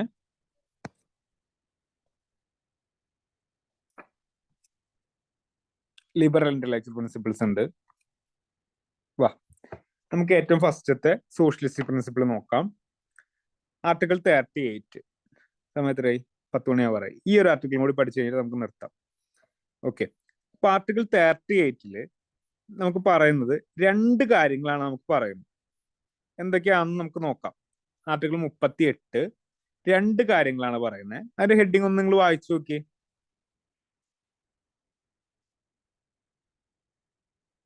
article 38 state to secure a social order for the promotion of welfare of people. രണ്ട് കാര്യങ്ങളാണ് പറയുന്നത്.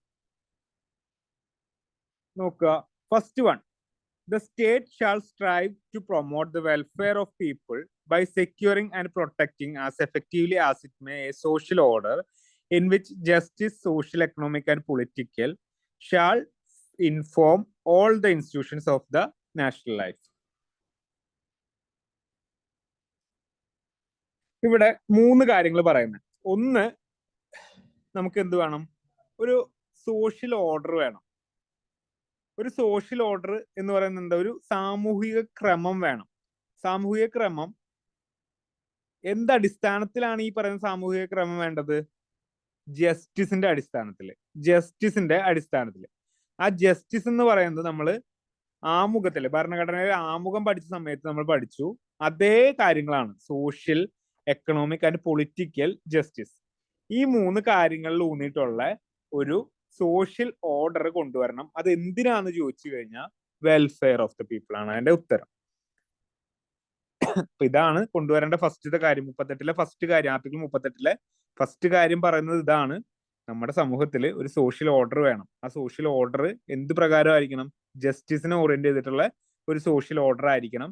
ആ സോഷ്യൽ ഓർഡർ പ്രകാരം ജനങ്ങളുടെ ക്ഷേമം ഉറപ്പുവരുത്തുക എന്നതായിരിക്കണം DPSPയുടെ ലക്ഷ്യം എന്ന് പറയുന്നതാണ് ആർട്ടിക്കിൾ 38. അല്ലെങ്കിൽ സ്റ്റേറ്റിന്റെ ലക്ഷ്യം ഇതായിരിക്കണം എന്ന് പറയുന്നതാണ് ആർട്ടിക്കിൾ 38-ലെ ഫസ്റ്റ് ക്ലോസ്. അത് മനസ്സിലായോ സംഭവം? 38-ലെ ഫസ്റ്റ് ക്ലോസ് എന്താന്നുള്ളത്?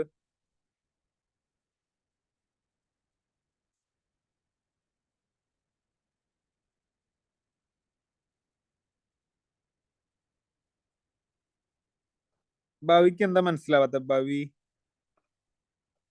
ഇപ്പൊ ഞാൻ പറഞ്ഞതിൽ എന്താണ് സംശയം വരാനുള്ള കാര്യം? അതൊന്ന് അറിഞ്ഞു കഴിഞ്ഞാൽ ഞാനത് ഡീറ്റെയിൽ ആയിട്ട് ഒന്നുകൂടി പറഞ്ഞുതരാം.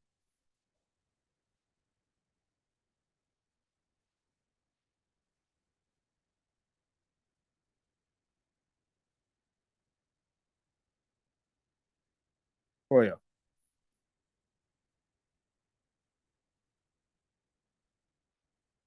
ടൈപ്പ് ചെയ്തിട്ടോ? സംശയം ഉണ്ടെങ്കിൽ അത് നോക്കിയിട്ടേ ഞാൻ അടുത്ത് ഇത് പറയുന്നുള്ളൂ. രണ്ടാമത്തെ ആർട്ടിക്കിൾ പറയാണ്.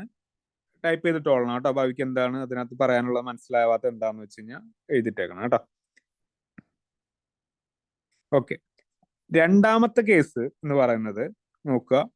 State shall in particular strive to minimise the inequalities in income and endeavour to eliminate inequalities in status, facilities and opportunities not only amongst individuals but also amongst group of people residing in different areas or engaged in different vocations.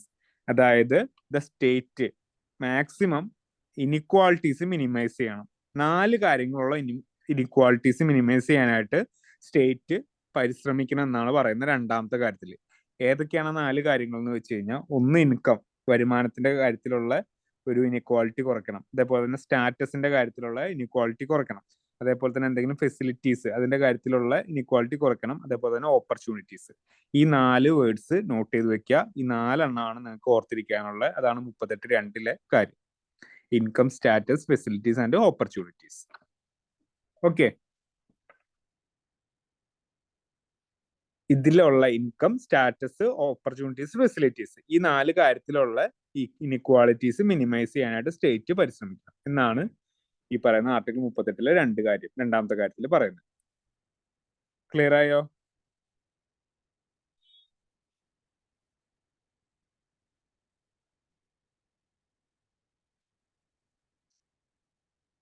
Okay, അപ്പൊ അങ്ങനെയാണെങ്കിൽ നമുക്ക് ഇന്നത്തെ class wind up ചെയ്യാം. ഞാൻ ഇന്ന് പഠിപ്പിച്ച കാര്യം DPSPയുടെ introduction ആണ്. DPSP എന്താണ് കാര്യങ്ങളെന്നൊക്കെ പറഞ്ഞു. ആർട്ടിക്കിൾ 36 പറഞ്ഞു, 37 പറഞ്ഞു, 38 പറഞ്ഞു. അപ്പൊ അത് നന്നായിട്ട് ഈ 3 ആർട്ടിക്കിൾസ് പഠിക്കുക. നമുക്ക് 51 വരെയുള്ള ആർട്ടിക്കിൾസ് പഠിക്കാനുണ്ട്. ഓരോ ദിവസം കുറച്ച് എടുത്താൽ പോവുള്ളൂ. അപ്പൊ നിങ്ങളിത് നന്നായിട്ട് പഠിക്കുക. ഇതിന് ചോദ്യം ഉണ്ടാവും കേട്ടോ. നമ്മുടെ സിലബസിലെ പേപ്പർ 2-ലുള്ള 20 മാർക്കിന് കോൺസ്റ്റിറ്റ്യൂഷൻ ഉണ്ട്. 20 മാർക്കിന് അവർക്ക് ക്വസ്റ്റ്യൻ ഇടണ്ടേ, അതിനുള്ള ടോപ്പിക് കിട്ടണ്ടേ. അപ്പൊ ഇതിൽ നിന്നുള്ള ക്വസ്റ്റ്യൻ എന്തായാലും ഉണ്ടാവും എന്നുള്ളത് ഉറപ്പാ. അപ്പൊ ഇത് നന്നായിട്ട് തന്നെ പഠിച്ചേക്കുക കേട്ടോ.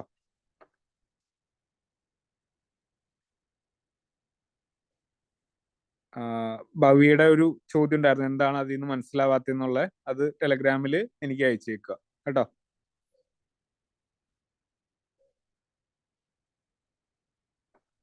ഓക്കെ, അപ്പോൾ വൈൻഡപ്പ് ചെയ്യാണ്. ബൈ.